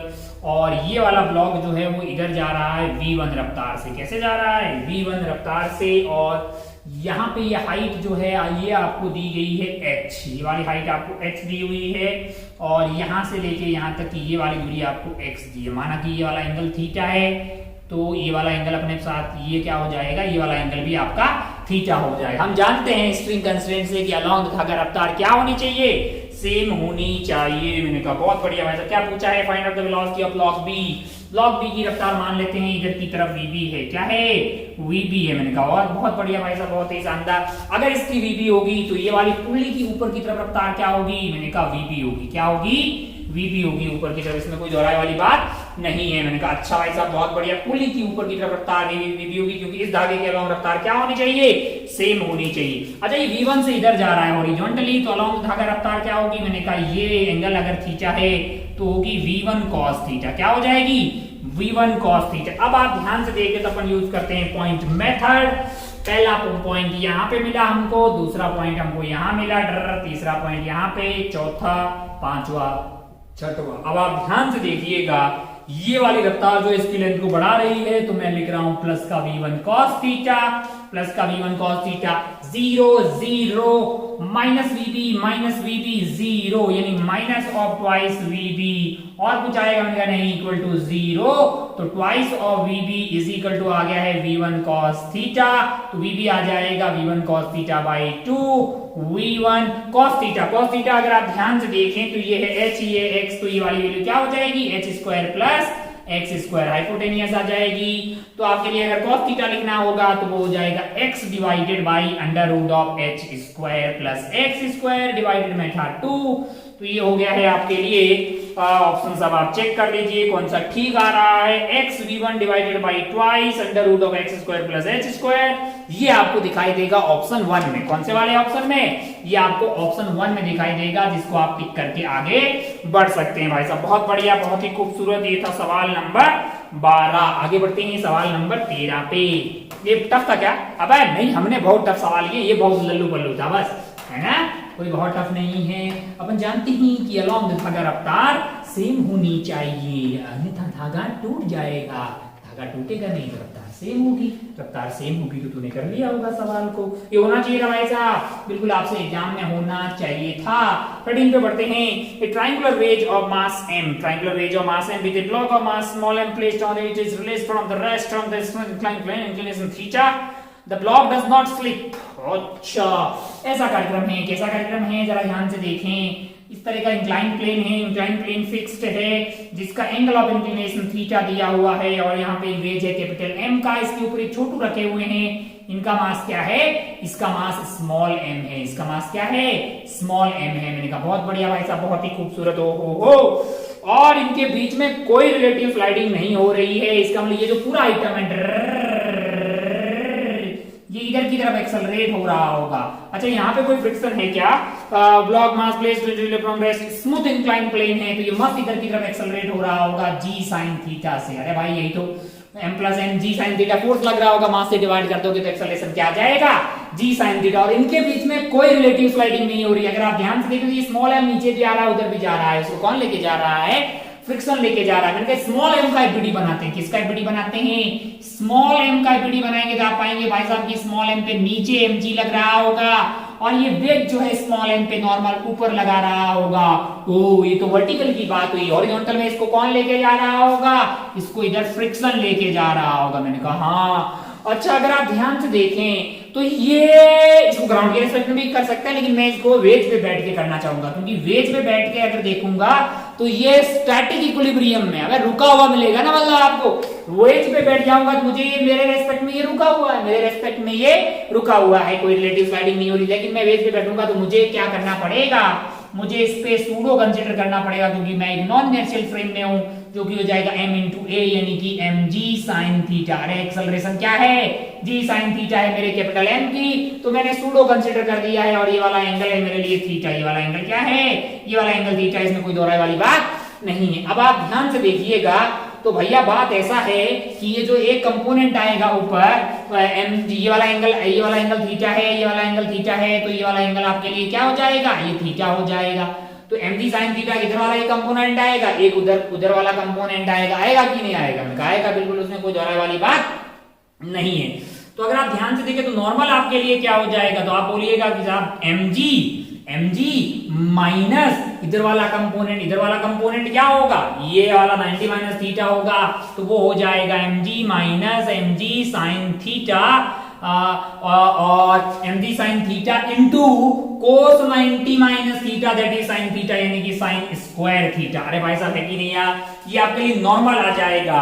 और जो इधर वाला कंपोनेंट होगा वो होगा mg sin theta cos theta.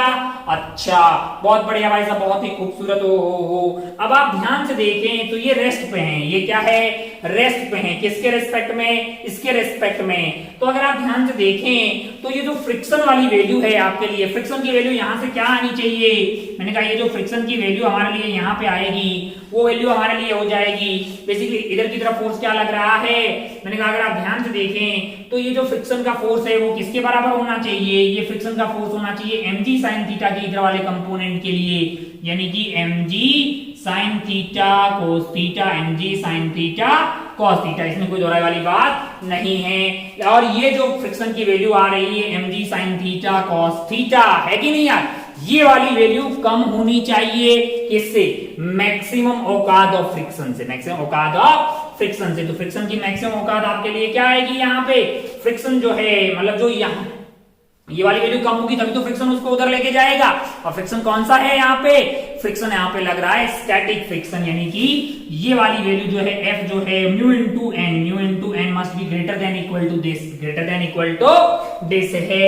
Normal की वैल्यू क्या होगी, मैंने कहा वो हो जाएगी mg, कॉमन ले लीजिए 1 minus sine square theta, 1 minus sine square theta, this value must be greater than equal to mg sin theta cos theta, mg sin theta cos theta. क्या mg ने mg की बत्तियां कुल कर दी है, मैंने कहा हाँ। 1 माइनस साइन स्क्वायर थीटा क्या बन जाएगा, cos स्क्वायर थीटा, एक cos थीटा से एक cos थीटा कट जाएगा। मैंने कहा अच्छा यहां क्या आ जाएगा, मैंने कहा आ जाएगा mu cos theta greater than equal to sine theta, mu cos theta is greater than equal to sine theta. मैंने कहा बहुत बढ़िया भाई साहब, बहुत ही खूबसूरत। Mu is greater than equal to, mu is greater than equal to tan theta, mu is greater than equal to tan theta. हमको क्या चाहिए भैया, हमको क्या चाहिए, minimum coefficient of friction between the block and wedge is tan theta. मैंने कहा mu है मिनिमम तो tan थीटा होना चाहिए।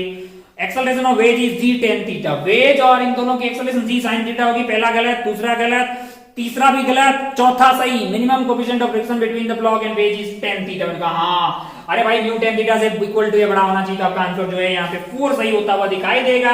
इसको टिक करके आप आगे बढ़ सकते थे। ये था सवाल नंबर 13 जो कि आपको करना चाहिए था, मतलब बहुत टफ तो नहीं कह सकते हैं इसको, मीडियम दर्जे का ये सवाल।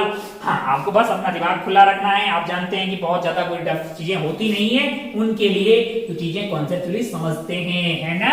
हम लोग रट्टू प्रवृत्ति के विद्यार्थी थोड़े हैं, हम समझ के बातें करते हैं। अगर हम समझ के करेंगे तो है ना, तो मतलब सारी चीजें हो जाएगी, कुछ करने की जरूरत नहीं है। यह था आपका 13 वाला सवाल। आगे बढ़ते हैं 14 वाले सवाल पे। क्या है 14 वाला सवाल, जरा ध्यान से देखिएगा। 14 वाला सवाल है मास ऑफ स्प्रिंग। लल्लू बल्लू दिख रहा है, ये कैपिटल M है। कैपिटल M को क्या कर रहे हैं, धागे से इसको नीचे की तरफ लोअर कर रहे हैं। मतलब ठीक है भाई, धागा का पढ़ो। With the help of a spring at a distance height h a constant acceleration of, यानी ये h हाइट नीचे की तरफ गया है। कैसे गया है, मैंने कहा कांस्टेंट एक्सेलरेशन थी कितनी, g/2। कितनी एक्सेलरेशन थी, g/2। The work done by the spring on the block will be, मैंने कहा स्प्रिंगवा जो है इधर टेंशन लगा रहा होगा, नीचे mg लगा रहा होगा। जीत कौन गया होगा, मैंने कहा mg गया होगा, तभी ना एक्सेलरेशन नीचे आएगा। mg minus tension must be equal to mass into acceleration. तो यहां से टेंशन की वैल्यू क्या आ गई है, mg/2 आ गई। अब आप ध्यान से देखिएगा कितना लल्लू सवाल है। अरे तू फोड़ देगा बे, कुछ भी नहीं है सवाल में। ये यात्रा की इस दौरान ये कांस्टेंट फोर्स ऊपर लग रहा था, टेंशन जो की था mg/2, और इसका डिस्प्लेसमेंट हुआ h नीचे, बीच का एंगल है 180 डिग्री। अंधा आदमी भी बता देगा कि वर्क डन टेंशन क्या आ जाएगा, mg/2 into h into cos 90, ये ले माइनस ऑफ mgh/2। कौन से ऑप्शन में दिखाई दे रहा है, अबे फोर्स टेंशन का वर्क डन तो नेगेटिव ही आएगा ना, mg का वर्क डन पॉजिटिव आएगा। तुमसे क्या पूछा है, टेंशन का वर्क डन पूछा है, माइनस ऑफ mgh/2 तेरे को ऑप्शन नंबर 2 में दिखाई देगा। इसको टिक करके आगे बढ़ा जा सकता था। ये था सवाल नंबर 14। आगे बढ़ते हैं सवाल नंबर 15 पे। आगे बढ़ते हैं सवाल नंबर 15 पे। 14 के बाद में नेक्स्ट सवाल है हमारे लिए सवाल नंबर 15। देखिए जरा क्या है सवाल नंबर 15। सवाल नंबर 15, चलिए फोर्स F जो है लग रहा है, फोर्स F लग रहा है 2x i cap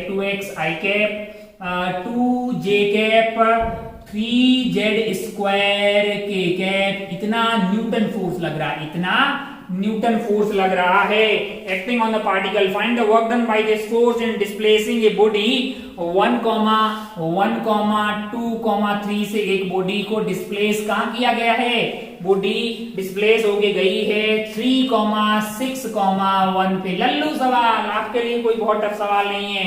work done पूछा गया, work done by variable force variety 1 force is function, तू कर लेगा। इसमें क्या है, वर्क डन आ जाएगा भाई साहब integration of 2x dx, 2x dx का इंटीग्रेशन x कहां से कहां तक गया लल्ला, 1 से लेके 3 तक गया। तेरे लिए बिल्कुल टाइम पास सवाल है, 4 देना चाहिए था।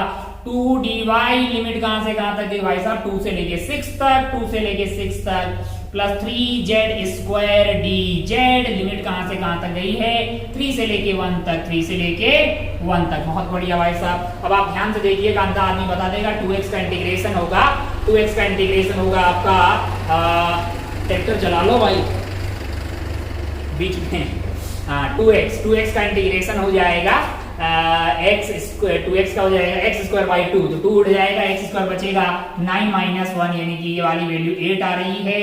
2 dy का इंटीग्रेशन आपके लिए आ गया है 2y और 2y और y आपका हो गया 6 - 2, 6 - 2 गया 4, 4 × 2 हो गया, ये भी 8 आ गया है।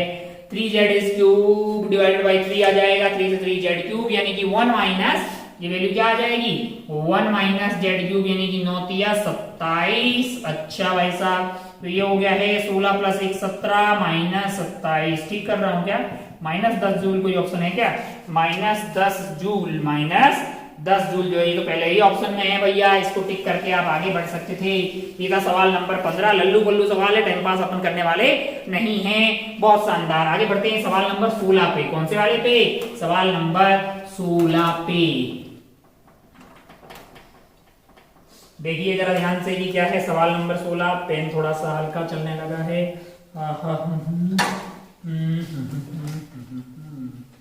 इसको लेते हैं सवाल नंबर 16।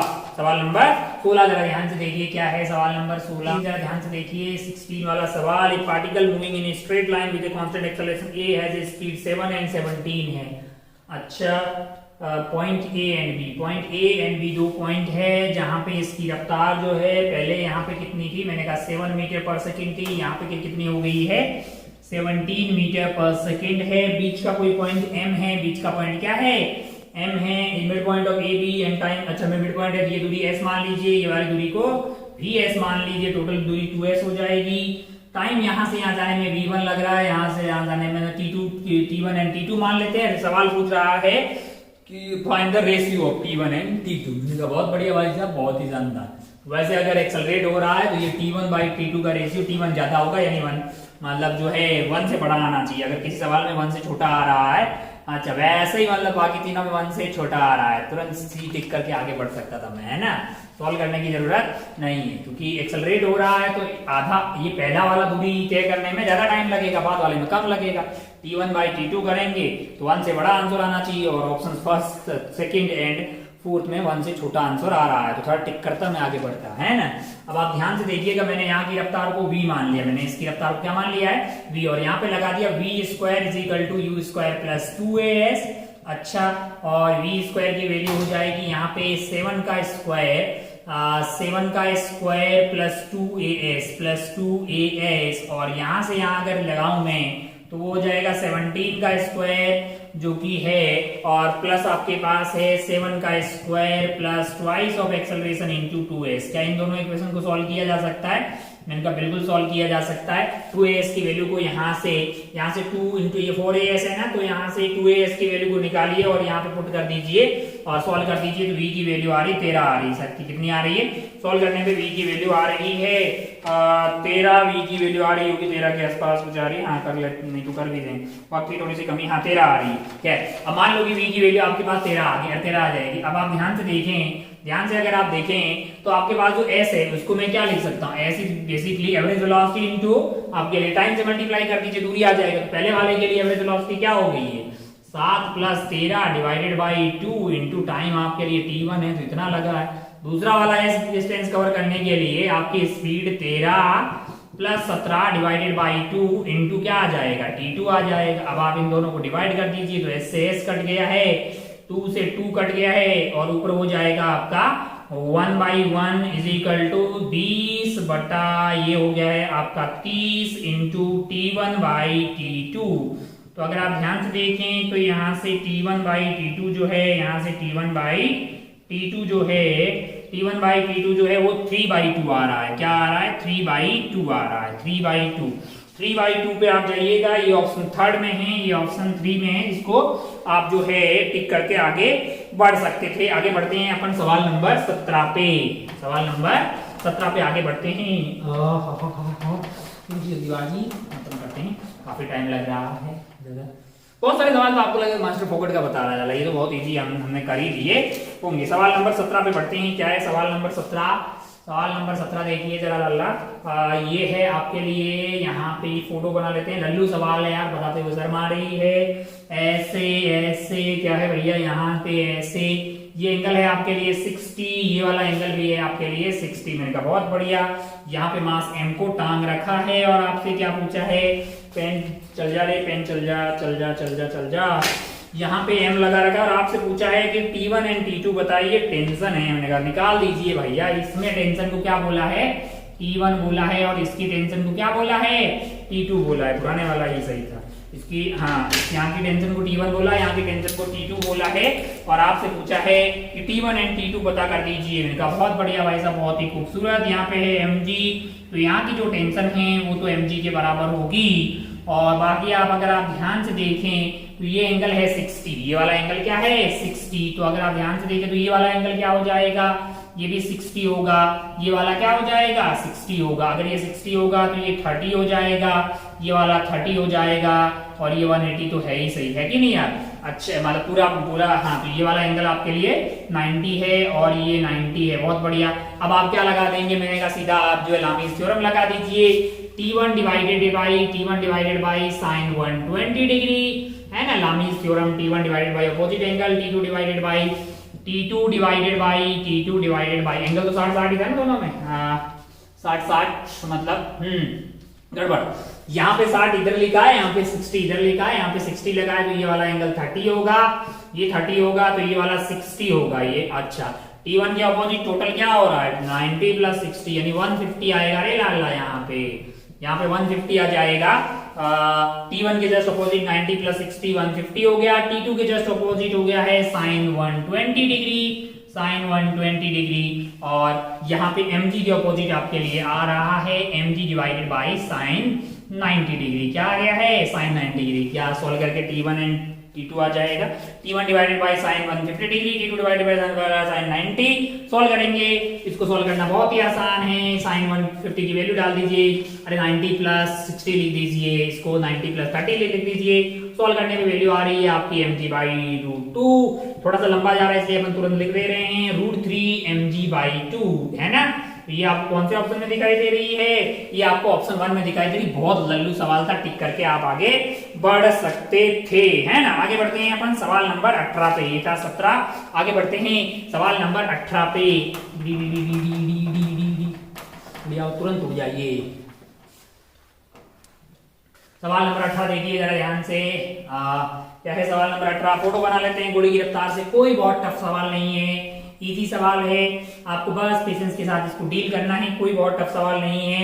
यहाँ पे इस तरह से पुली लगा रखी है, और पुली पे फोर्स लग रहा है। अच्छा भाई साहब 5 न्यूटन का फोर्स ऐसे लग रहा है, और ये फोर्स है 5 न्यूटन का। और यहाँ पे एंगल जो आपको दिया गया है वर्टिकल के साथ में, ये वाला एंगल है आपके लिए 30 डिग्री, और ये मास जो है वो 2.2 है ना। और यहाँ का म्यू जो है वो आपको दिया हुआ है 0.2। और बहुत बढ़िया भाई साहब, इधर वाला जो ब्लॉक है ऊपर की तरफ यहाँ पे रखा हुआ है। इसको अगर ध्यान से देखेंगे तो इस पे इधर की तरफ टेंशन लग रही होगी, है ना। यही वाली टेंशन जो है, यही वाली जो 5 न्यूटन की लग रही होगी, इस पे 5 न्यूटन लग रहा होगा इधर, और इस पे फ्रिक्शन किधर लग रहा होगा, फ्रिक्शन इधर लग रहा होगा, है कि नहीं यार। अच्छा भाई साहब बहुत बढ़िया। कितना लग रहा होगा फ्रिक्शन भाई साहब, ये 1 है। फ्रिक्शन की मैक्सिमम औकात यहाँ पे क्या हो सकती है, मैंने कहा 1 × वो तो 1 ही हो सकती है भाई साहब। अरे यहाँ का म्यू आपको दिया हुआ है 0.1, क्या दिया हुआ है 0.1, और नॉर्मल हो गया 10 है तो यहाँ फ्रिक्शन क्या लगेगा 1 लगेगा। फ्रिक्शन अगर 1 लगेगा मैक्सिमम तो 5, तो ये तो इधर की तरफ एक्सेलरेट हो रहा होगा, है ना। इसका एक्सेलरेशन क्या आ जाएगा 5 - 1 यानी 4 मीटर पर सेकेंड स्क्वायर से एक्सेलरेट हो रहा होगा। अब इसको देख लीजिए, इसका क्या है, मैंने कहा इसका अगर आप ध्यान से देखें तो इधर की तरफ फोर्स लग रहा है 5 और हाँ मैंने कहा ठीक है, और इस वाले 5 के 2 कंपोनेंट आएंगे। मैंने कहा भाई कोस वाला ऊपर वाला 4 आ गया है, इधर वाला 3 आ गया है। अच्छा बहुत बढ़िया। नीचे इस पे क्या लगेगा, नहीं मैंने कहा 2.2 केजी है, कितना केजी है 2.1 नहीं 2.2 है, 2.2 है। नीचे की तरफ 22 लग रहा है, क्या लग रहा है 22 लग रहा है। 22 में से 4 घटा दी, ये तो नॉर्मल आ जाएगा। नॉर्मल की वैल्यू क्या आएगी यहाँ पे, नॉर्मल की वैल्यू आ जाएगी यहाँ पे 18 आ जाएगी। कितनी आ जाएगी 18 आ जाएगी, है ना। 18 + 4 जो है वो 22 को बैलेंस कर रहा होगा, बहुत बढ़िया। अब आप 18 आ गए तो यहाँ का फ्रिक्शन मैक्सिमम क्या हो सकता है, तो आप बोलिएगा कि भाई 2/10 इंटू आप 18 कर दीजिएगा, है ना। तो ये वाली वैल्यू आपके लिए क्या आ रही है, ये आ रही है 3.6 है, 3.6 है इधर, और इधर खींचने वाला कौन है 8 है। रोक पाइएगा, रोक पाना मुश्किल है तो इसकी एक्सेलरेशन होगी ना, फ्रिक्शन यहाँ पे मैक्सिमम लग रहा होगा 3.6 है। खींचने वाला क्या है, मैंने कहा 8 है। एक्सेलरेशन इधर की तरफ होगी, कितनी होगी, मैंने कहा 8 - 3.6 डिवाइडेड बाई इसका मास 2.2 है, तो घटा दीजिएगा इसको। 8 में से 4 जाते तो 4 बचते, तो ये 4.4 है। 4.4 को डिवाइड बाई 2.2 करेंगे 2 आ रहा है। तो अगर आप ध्यान से देखें तो इसका एक्सेलरेशन इधर की तरफ है 2 मीटर पर सेकेंड स्क्वायर, और उसका है 4 मीटर पर सेकेंड स्क्वायर। अब करना क्या है, आपको पता करना है m1 इन दैट जर्नी फिर find out the acceleration of which m1 with respect to m2। m1 का एक्सेलरेशन पता करना है m2 के रिस्पेक्ट में, m1 m2 acceleration of m1 with respect to m2 पे बैठ जाओगे तो 4 को इसको उल्टा करके दो, 2 + 4 आपके लिए 6 आता हुआ दिखाई देगा। किसी ऑप्शन में 6 दिखाई दे रहा है क्या, अब चंपक लाल यहाँ बैठ के देखेगा कि ये 2 उसको उल्टा करके देगा तो 2 + 4 कितना आ जाएगा आपके लिए 6 किस ऑप्शन में दिखाई दे रहा है 1 2 3 वाले में 6 दिखाई दे रहा है, तो आप 3 टिक करके आगे बढ़ सकते। ये होना चाहिए था, इजी सवाल है ना, बहुत इजी है। ये तो सवाल नंबर 18 आगे बढ़ती है भैया, सवाल नंबर 19 पे, कौन से सवाल पे 19 वाले सवाल पे बढ़ते हैं। उड़ाते तुरंत इसको गोली की रफ्तार से। दोनों ही जगह पे काइनेटिक फ्रिक्शन लग रहा है, क्यों, क्योंकि खींचने वाला मैक्सिमम औकात से ज्यादा है। बस दोनों की एक्सेलरेशन निकाल दो और तो है ही क्या इस सवाल में, है ना। चलिए भाई साहब आगे बढ़ते हैं गोली की रफ्तार से। ये है आपका 19वां सवाल। क्या है, फोटो बना लेते हैं यार, सवाल अपने लिए कोई टफ चीज नहीं है। फोटो बना लेते हैं। यहाँ पे एक आइटम है जिसका मास क्या है 4 kg, यहाँ पे मास है 4 kg, मैंने कहा बहुत बेहतरीन। और यहाँ पे एक और मास है जिसका मास 1 kg है, कितना है 1 kg है, मैंने कहा अच्छा भाई साहब बहुत बढ़िया। और ये लंबाई जो है वो आपको दी हुई है, कितनी दी हुई है, मैंने कहा ये 2 मीटर दी हुई है। और यहाँ पे इसकी जो लंबाई है थोड़ा लंबा है, कितना है 4 मीटर दिया हुआ, कितना दिया हुआ है 4 मीटर दिया हुआ। मैंने कहा अच्छा भाई साहब बहुत बेहतरीन, बहुत ही खूबसूरत। अब आप ध्यान से देखिएगा क्या पूछा है, पहले सवाल तो देखिए क्या पूछा है, वो तो पता ही नहीं है, फोटो बना के बैठ गए। In the figure 7 both the blocks are release from rest, string and pulley are ideal. मैंने कहा बढ़िया। Find out the time taken to cross each other है। अच्छा अब अगर आप ध्यान से देखें तो पहले एक्सेलरेशन पता करनी चाहिए, क्योंकि गिवन कंडीशन में इसको रिलीज किया और जस्ट ये इसके नीचे, ये ऐसा है, मतलब ऐसा समझिए कि ये यहां तक है तो इसके जस्ट नीचे से कौन स्टार्ट हो रहा है, ये हो रहा है। इसकी लंबाई 2 मीटर है, इसकी 4 मीटर है ना। इनिशियल स्पीड दोनों की क्या है 0 है। रिलीज करेंगे तो ये नीचे की तरफ एक्सेलरेट होगा और ये ऊपर की तरफ एक्सेलरेट होगा। मैंने कहा इसमें दो राय वाली बात नहीं है, और मैं तो एक्सेलरेशन बहुत फास्ट निकालता हूं, आप भी निकाल देते हैं। खींचने वाला फोर्स कितना है 40 है, रोकने वाला कितना है 10 है। अब 40 mg 10 तो नेट फोर्स खींचने वाला हो गया 30 डिवाइडेड बाई टोटल मास है 5, एक्सेलरेशन आ गई 6 मीटर पर सेकेंड स्क्वायर। अब आप क्या करें 6 मीटर पर सेकेंड से एक्सेलरेशन से ये ऊपर जा रहा है और ये नीचे आ रहा है, मतलब दोनों एक दूसरे के सामने आ रहे हैं, क्रॉस करने की कोशिश कर रहे हैं। इसका एक्सेलरेशन 6 है डाउनवर्ड और इसका ऊपर है 6। तो अगर आप ध्यान से देखें तो relative speed initial you relative की बात करें तो वो 0 है, काय को कि दोनों की इनिशियल स्पीड 0 है। लेकिन अगर मैं इस थीटा बन के यहाँ बैठ जाऊं तो मैं इसको रोक दूं तो मुझे इसकी एक्सेलरेशन अब क्या होगी, मैंने 6 को उल्टा करके इसको दिया तो क्या हो जाएगी 12 मीटर पर सेकेंड स्क्वायर। और अगर क्रॉस करना है तो फिर क्या करना होगा 4 + 2 यानी कि 6 मीटर इसको नीचे जाना होगा। अरे ये यहाँ पे रुका ये ऐसे जाएगा। अब आप बोलो ये रुका हुआ है तो ये टूट नहीं जाएगा धागा, ये रुका हुआ और ये आ रहा है। मैंने कहा नहीं भाई मैं कहा हूं थीटा बन के यहाँ बैठा हूं, मैं खुद चल रहा हूँ, वो तो मुझे दिख नहीं रहा है। तो मेरे लिए अगर क्रॉस करना है तो फिर इसको अभी कितना चलना पड़ेगा, 4 + 2 और आगे इसकी खुद की लंबाई है।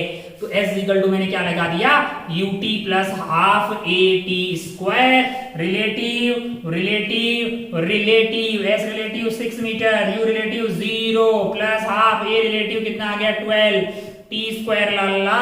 तो ये वैल्यू जो है मेरे लिए कितनी आ गई है, ये 4 आ गया है यार। तो ये तो √3/2 आ गया है। कैलकुलेशन ठीक किया है क्या मैंने, 4 + 2 क्या कर दिया है, s =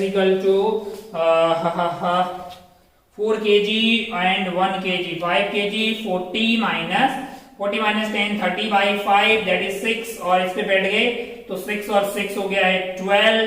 तो s रिलेटिव हो गया। अरे यहाँ गलत कर रहे हैं, यहाँ पे चंपक है क्या यार, 2 और ये 6 होगा ना, 6 से 6 कट गया, t की वैल्यू आई 1 सेकेंड, आइटम हो गया यार 12/2 को 4 लिख रहे हैं तो 6 हो गया, 6/6 कीजिएगा 1 सेकेंड आपको दिखाई देगा। 1 सेकेंड कहाँ है, ये ऑप्शन 1 में ही है। ऑप्शन 1 को टिक कर और आगे बढ़। लल्लू सवाल इतने फोड़ दिया होगा, तेरे को मजा आ गया होगा कि भाई साहब इसमें कोई टफ चीज नहीं है। बहुत बढ़िया। आप लास्ट इन सवाल ऑब्जेक्टिव वाले में बढ़ते हैं 20th सवाल पे। आगे वाले सवाल 5 न्यूमेरिकल है, 20th सवाल देखते हैं। 20 वाला सवाल, सवाल नंबर 20 जरा ध्यान से देखिए क्या है 20 सवाल नंबर 20 हम बस देख रहे हैं कि पेन थोड़ा सा सही चले तो अपना मतलब जो है दिमाग कम। हाँ ये ठीक लग रहा है, जरा देखिए 20 क्या है 20 जरा ध्यान से देखिए भाई साहब। 20 सवाल number 20। A body is thrown up with a velocity of 25 meter per second. It travels 5 meter in the last second of its upward journey. If the same body is thrown up with a velocity of 50 meter per second, it travels distance of 5x in the last second of its motion. Calculate vx. अच्छा, एक body को कितनी रफ्तार से फेंका है, 25 metre per second की रफ्तार से फेंका है, और दूसरी वाली बॉडी को जो है यहाँ पे फेंका गया है, इनिशियल रफ्तार कितनी है 50 मीटर पर सेकेंड की रफ्तार से। मैंने कहा बहुत बढ़िया भाई साहब, बहुत ही खूबसूरत। तो इसने जो है it travels distance of 5x in the last second है, कितना लास्ट सेकेंड। तो इनको मतलब जो ऊपर की तरफ जा रहे हैं। अच्छा, लास्ट सेकेंड कौन सा वाला, अपवर्ड जर्नी नीचे। If the same body is thrown, the body is thrown up with velocity is 12 5 in last second of its upward journey, ऊपर वाली जर्नी है, मतलब यहाँ टॉप मोस्ट पॉइंट पे रुक गया होगा, ये भी यहाँ पे ऊपर गया टॉप मोस्ट पॉइंट पे रुक गया होगा। ये जो जर्नी है लास्ट वाली, तो जाने का टाइम लगता है u/g। क्या लगता है u/g, यानी कि 25/10 कर दीजिए। यहाँ पे था 25/10, आपके लिए जाने का टाइम था 25/10 यानी कि 5/2, और यहाँ पे जाने का टाइम है 50/10 यानी कि 5 सेकेंड। nth सेकेंड में कितना डिस्टेंस कवर करते हैं, Sn = u + a/2 2n-1 इतना करते हैं लाला। पहले वाले में कितना किया है 5 metre in the last second, यानी कि ये दूरी 5 थी, और u कितना था आपके लिए 25 था। एक्सेलरेशन कितना था, मैंने कहा g था, क्या था g था। हाँ आपके लिए कितना था, सॉरी 25 प्लस ये body throne up with last second calculate the value. ये आपका u आ गया, और एक्सेलरेशन आपके लिए 10/2, और यहाँ पे 2 × ये 5 - 1 हो जाएगा, 5/2 × 2 तो 5 - 1 हो गया 4, और 4 × आपके लिए तो एक्सेलरेशन है, ये तो रिटार्डेशन है तो माइनस आ जाएगा भाई साहब, -10।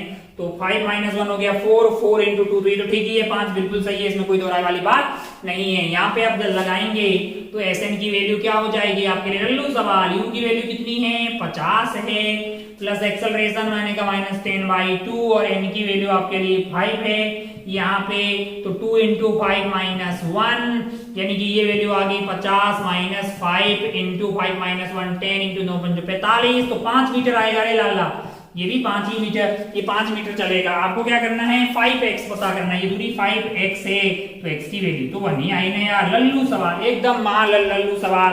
आप कौन सा ऑप्शन टिक करते हैं जिसमें 1 लिखा हुआ है, जो कि फर्स्ट ऑप्शन में लिखा हुआ है, इसको टिक करके आगे बढ़ सकते थे, है ना। बहुत बढ़िया भाई साहब, बहुत ही खूबसूरत। आइए देखते हैं सवाल नंबर 21। सवाल नंबर 21 ये था सवाल नंबर 20। आगे बढ़ते हैं सवाल नंबर 21 पे। क्या है सवाल नंबर 21, जरा ध्यान से देखिए। 21 वाले सवाल पे बढ़ते हैं अपन। सवाल नंबर 21, क्या है 21, जरा ध्यान से देखिए। A man is moving with a speed of 3 kilometre per hour along horizontal road। एक भाई साहब हैं जो हॉरिजॉन्टल रोड पे चल रहे हैं। भाई साहब कैसे चल रहे हैं? हॉरिजॉन्टल रोड पे चल रहे हैं। Man is moving with a speed of 3 kilometre along the horizontal road। Rain is appear to be falling vertically downward। यानी कि भाई साहब की रफ्तार इधर की तरफ है 3 kilometre per hour, 3 kilometre per hour है ना। और इनको क्या लग रहा है कि वर्टिकली डाउनवर्ड जो है ये मतलब जो है बारिश हो रही है। When he stops rain appear to falling at angle 37 degree with the vertical है। अच्छा, रियलिटी में जो रेन है वो कुछ ऐसे आ रही है, सही में क्या है वो ऐसे आ रही है ग्राउंड की रेस्पेक्ट में, है ना। लेकिन जब ये देख रहे हैं इधर की तरफ जाते हुए, तब ये क्या कर रहे हैं, ये इधर वाली जो रेन की रफ्तार है उसमें अपनी रफ्तार को उल्टा करके दे रहे हैं, ताकि इन दोनों का रिजल्टेंट कैसा आ रहा है, वर्टिकली डाउनवर्ड आ रहा है। क्या आ रहा है? वर्टिकली डाउनवर्ड आ रहा है। और इनको कैसा लग रहा है, मतलब जैसे ये रुके हुए हैं falling at angle 30 degree with the vertical, यानी ये जब रुके हुए होंगे तो ये जो लग रहा है वो वेलोसिटी क्या है, ट्रेन का विद रेस्पेक्ट टू ग्राउंड है। यानी ये एंगल आपके लिए 37 डिग्री, ये क्या है 37 डिग्री है। अच्छा, और ये है आपकी वेलोसिटी ऑफ रेन है ना। और ये है velocity of rain with respect to man है। ये क्या है, वेलोसिटी ऑफ मैन है 3, और इसको मैंने वेलोसिटी ऑफ रेन बोल दिया। इन दोनों का रिजल्टेंट जो आ रहा है वो वर्टिकली डाउनवर्ड आ रहा है। इसका मतलब क्या है कि VR cos 37 डिग्री ही आपका रिजल्टेंट है, और ये वाला कंपोनेंट जो VR का होगा उसने इसको काट दिया होगा।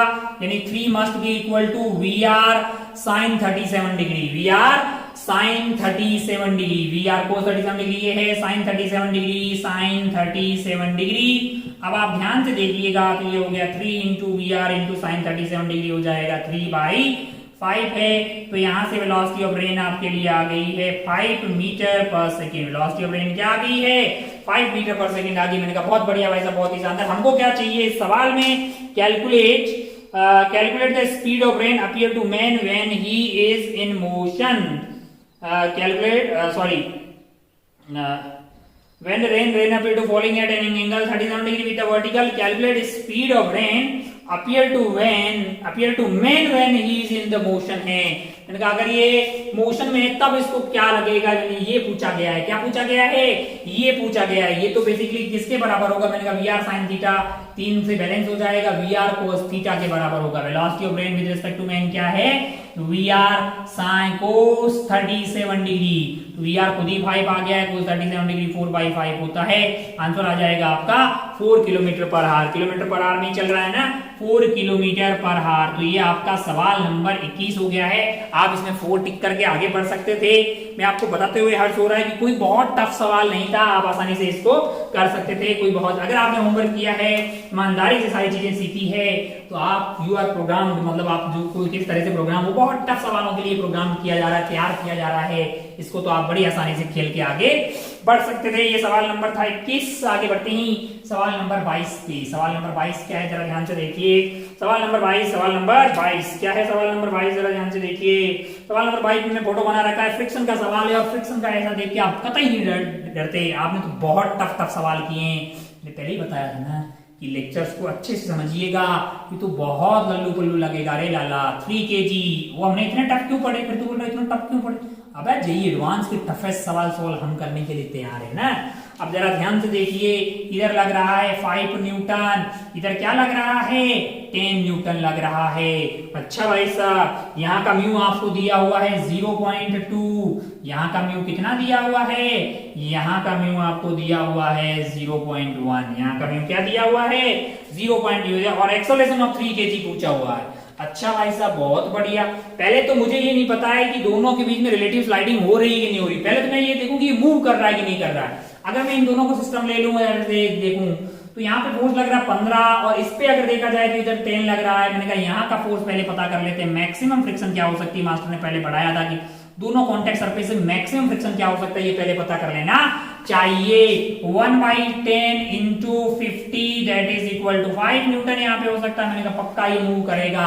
यहाँ पे रिलेटिव स्लाइडिंग होगी कि नहीं होगी, उसमें कौन रोल प्ले करेगा। मैंने कहा यहाँ का मैक्सिमम फ्रिक्शन हो सकता है 20 इंटू 2/10 यानी कि 4 न्यूटन। मैंने कहा भैया अब ये जो है वो डिसाइड कर। मैंने कहा यहाँ पे कोई रिलेटिव स्लाइडिंग नहीं हो रही, मान लेते हैं, पहले अपन मान लेते हैं, आपको याद हो तो अपन मान लेते थे कि दोनों साथ साथ चल रहे हैं और दोनों की एक्सेलरेशन क्या है, ए है। अगर दोनों साथ साथ चल रहे हैं तो भाई साहब इधर की तरफ फोर्स लग रहा है 15, अपोज करने वाला कौन है, 5 है, ये इंटरनल हो जाएगा। तो आपके लिए एक्सेलरेशन हो जाएगी 15 - 5 डिवाइडेड बाई 5 यानी कि 2 मीटर पर सेकेंड स्क्वायर। दोनों की एक्सेलरेशन है। अभी सत्य नहीं हुआ कि यही है, अगर ये सही है कि नहीं है, ये सही है कि नहीं है, हमने ये माना कि दोनों के बीच में रिलेटिव स्लाइडिंग नहीं हो रही है। अगर ये प्रूव हो गया कि दोनों के बीच में रिलेटिव स्लाइडिंग नहीं हो रही, तो हमारा आंसर दोनों का acceleration 2 metre per second square हो जाएगा। आइए चेक करते हैं कि क्या यहाँ पे रिलेटिव स्लाइडिंग हो रही कि नहीं हो रही है। आइए चेक करते हैं। ये जो अगर आप ध्यान से देखें, देखिए ये वाले का एफबीडी बनाते हैं किसका, 2 kg का, 2 kg का एफबीडी बनाएंगे तो 5 लग रहा है इधर से, फ्रिक्शन इसका अपोज इधर की तरफ लग गया, एक्सेलरेशन आ रहा है 2। तो इसका मतलब क्या है, इसका मतलब है कि फ्रिक्शन क्या आ गया है 5 - f that is equal to 2 × 2 यानी कि यहां से f की वैल्यू आपके लिए आ रही है, f की वैल्यू आपके लिए आ रही है, f की वैल्यू आपके लिए आ रही है 1 न्यूटन। क्या आ रही है, 1 न्यूटन। अब आप 3 kg वाले का एफबीडी बनाएंगे तो इस वाले में फ्रिक्शन लग रहा है इधर, तो इस वाले पे क्या लग रहा होगा, इधर लग रहा होगा, इधर से क्या लग रहा है 10 न्यूटन लग रहा है, इधर क्या लग रहा होगा, मैंने कहा 5 लग रहा होगा, इधर क्या लग रहा है, ये 1 लग रहा है। तो 11 - 5 यानी कि आ गया 6 डिवाइडेड बाई 3 2। हाँ तो ये 2 ही है, मतलब क्या है, ठीक है, मतलब ये है कि भाई साहब 1 न्यूटन जो बीच का फ्रिक्शन होगा और जो कि लेस देन 4 न्यूटन है। तो हमने जो माना है कि ये दोनों साथ साथ चल रहे हैं, ये वाली बात सत्य है। तो इसका एक्सेलरेशन ऑफ 2 और 3 दोनों का ही क्या होगा, 2 मीटर पर सेकेंड स्क्वायर। हमें क्या पूछा है, 3 kg वाले का एक्सेलरेशन, तो हमारा आंसर क्या आ जाएगा 2 मीटर पर सेकेंड स्क्वायर। टिक करके आप आगे बढ़ सकते थे, फिर क्या करके आप आगे बढ़ सकते थे। ये सवाल था 22। आगे बढ़ते हैं 23 वाले सवाल पे। सवाल नंबर 23 जरा ध्यान से देखिए, 23 कैसा सवाल है जरा देखिए जरा। सवाल नंबर 23। अब आप देखिए जरा सवाल नंबर 23 को क्या है। एक ब्लॉक ऑफ मास 2 kg ये तो मेरे को इजी सा बनता हुआ दिखाई दे रहा। हमने इस तरह के खूब सवाल सॉल्व किए हैं। ये एंगल है आपका 37 डिग्री। ये एंगल क्या है, 37 डिग्री है। यहाँ पे ब्लॉक रखा गया है, यहाँ पे ब्लॉक रखा गया है। इसका ब्लॉक मास 2 kg है, इसका 3 kg है। दोनों ही जगह पे म्यू सेम है। क्या, 2 blocks are connected with either inclined plane or over calculation tension in the coefficient of friction is same। और ये हमने केस लिए हैं μ1 μ2 0 0, acceleration same g sin theta tension 0। एक और केस था μ1 = μ2 = μ। तब क्या हुआ था, मैंने कहा दोनों की एक्सेलरेशन सेम आई थी, है ना। कितनी आई थी, मैंने कहा g sin theta minus mu g cos theta. और टेंशन क्या आया था, 0 आया था। अलग तो कब हुआ था, जब μ1 और μ2 सेम नहीं थे, अलग अलग थे। अरे भैया डिटेल में पढ़े हैं इंक्लाइन प्लेन पे, तो जाके देखने का वीडियो। वही तो इतना लल्लू सवाल है लल्ला कि तुमको बोला है कि म्यू दोनों का सेम है या टेंशन बताओ। उपाक्ष से 0 लिखने का, टक से 0 को फिल करने का, आगे बढ़ने का। अगर तूने बहुत अच्छे से पढ़ा होगा जिसमें 0 फिल करता और सीधा आगे बढ़ जाता। अबे टेंशन 0 होगी ना यार, दोनों की एक्सेलरेशन सेम होगी। कितनी होगी, मैंने कहा भैया g sin 37 degree g sin theta minus mu g cos theta. दोनों का मास अलग है तो क्या हुआ बे, एक्सेलरेशन के टाइम मास से डिवाइड करोगे तो कट जाएगा ना यार, टेंशन आएगा ही नहीं, टेंशन आएगा ही नहीं। ये बातें कर चुके हैं रे लाला, ये बातें अपन कर चुके हैं। बताऊं क्या दोबारा नहीं यार, बहुत टाइम हो गया वापस जाके देखने का। इसके बारे में खूब सवाल भी किए ना यार, किए ना प्लीज, इसलिए किए कि ताकि तू बहुत इजी सा कोई सवाल आए तुरंत कर ले एग्जाम में, है ना। वेरी गुड, बहुत बढ़िया। आप अच्छे बच्चे हैं। आप सामने नहीं है तो हाँ नहीं बोल पा रहे हैं, लेकिन मुझे पता है कि आपकी आत्माओं में है तो हाँ होगा ही। 24 के बाद आगे बढ़ते हैं। 23 रह गया, 23 है, 24 25 घोड़े की रफ्तार से आगे बढ़ते हैं। उम्मीद है कि आपने पेपर फोड़ा होगा, उम्मीद है कि आपने पेपर फोड़ा होगा। 23 के बाद आगे बढ़ते हैं। 24 जरा क्या है, 24 जरा ध्यान से देखिए। 24 में फोटो बना हुआ है, क्या है फोटो 5 3 2। यहाँ फोटो में ये ब्लॉक है 5 kg का, मैंने कहा बहुत बढ़िया। ये वाला ब्लॉक है 3 kg का, ये वाला ब्लॉक है 2 kg का। और इधर से फोर्स लगा रहे हैं 40 न्यूटन, मैंने कहा बहुत बढ़िया भाई साहब, बहुत ही खूबसूरत। 1 kg फ्रिक्शन है क्या, सरफेस इज स्मूथ और normal exerted force non exerted x Newton on 2 kg block H। 3 kg block, अच्छा 3 kg ने 2 kg पे कितना नॉर्मल लगाया ये बताना है। मैंने कहा लल्लू सवाल, इसको तो अंधा आदमी भी कर डालेगा। मैंने कहा ये तीनों साथ में चलेंगे और तीनों की एक्सेलरेशन ए होगी, ए की वैल्यू होगी 40 डिवाइडेड बाई टोटल मास जो कि 10 है, यानी कि कितनी आ जाएगी 4 metre per second square. 2 kg का एपीडी बनाओ बे। 2 kg वाले को कौन दे रहा होगा? मैंने कहा इनके बीच का नॉर्मल ही एक्सेलरेशन दे रहा होगा, and that normal is mass into acceleration, यानी कि आंसर आएगा 8 न्यूटन। क्या आ जाएगा? 8 न्यूटन आ जाएगा भाई साहब। हाँ, तो आपको क्या करना है? आपको तो एक्स ही बोला ना, हाँ एक्स, तो आपकी एक्स की वैल्यू आ गई है 8। टिक करके आगे बढ़ो भाई साहब। लल्लू सवाल सबका सही होना चाहिए था। 24 के बाद में 25 पे चलते हैं। 25 last and final 25, question number 25। Question number 25 जरा ध्यान से देखिए क्या है क्वेश्चन नंबर 25।